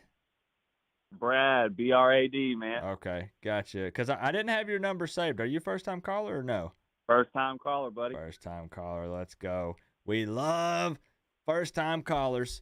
You know how I feel about that. Now, I am in a bit of a lightning round. I apologize for that, but It's all good, man. that means we still get you in the score prediction contest. So I'm going to kick it over to the Kim K. Cam. Brad, I'm ready.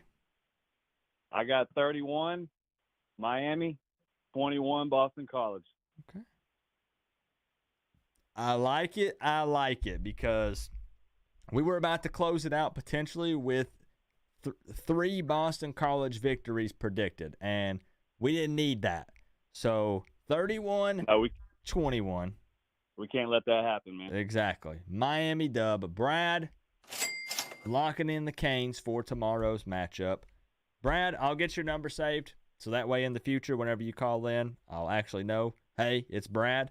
And then hopefully we can get you in some more shows and we can have time to dive a little, deeper into the game and discuss it. Yeah, man, that's not a problem. Hey, I just got one thing to say. Andy ain't going to miss that kick. Let's go. No freaking way, right? Mr. No way. Automatic, the man voted sexiest stash 2 years in a row in college football. Ain't no way. Ain't no way. No way. I agree. All right, Coop. All right. Appreciate you, Brad. You're welcome, bud. Have a good one. All right, you too. See you later. Y'all, I got to get a new mustache. This one just will not stay on. This one just, look at it. It's just the adhesives. I need a new one. I need a new one. So that is going to conclude tonight's stream. I think it was a fun one, man. I think we had a blast tonight. I had a ton of freaking fun. Again, originally I was going to not stream tonight because I was worried that, hey, like maybe nobody really wants to hang out. It's Thanksgiving Day. And then I said, you know what? I consider you guys family, like we said. And even if only a handful of people show up, it'd still be a blast to hang out with the college football family on Thanksgiving because that would just make my day.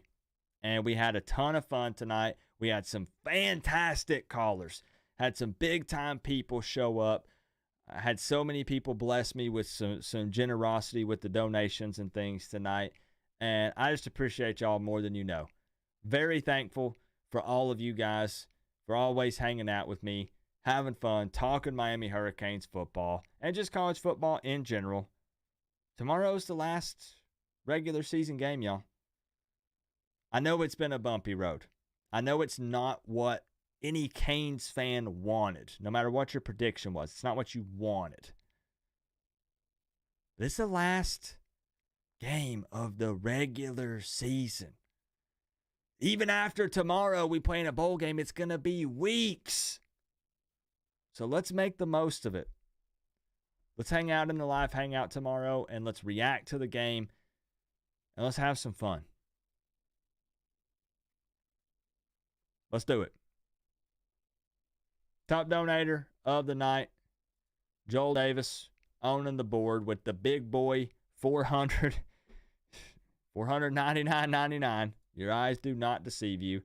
Love from so many people tonight. Melissa, Darlene, Stephanie hitting up 100 straight to the freaking PayPal. DW, Pensacane, Kirk Van Horn, his man Steve, Buzz Talk with Face Sack, Tucci straight to the PayPal, Eric Finkelstein, Tuffy Talk, Acquits, Clean Streaming, and Tropigal. Daytime Cheese. I appreciate y'all from the bottom of my heart. Let's take care of business tomorrow. Let's do it.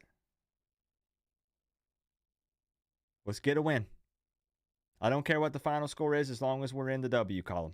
That's what I want. Hey, I appreciate you, Darlene. And it has been a fun ride, y'all. It has been a fun ride. It feels... I'm going to be lost next week. No preview video. No skit. What? I know how we should end this stream. It's something we haven't done in a while because we've been down in the dumps. But there's something that we were doing when the energy was there. And I know that there are some people here that can go ahead and help me out because they know what I'm about to say. Can I get some of the regulars to kick this thing off and get it started? Help me out. There's something that I need to see typed down in the live chat. And there's a very particular way that you have to type it. I need you to give me a big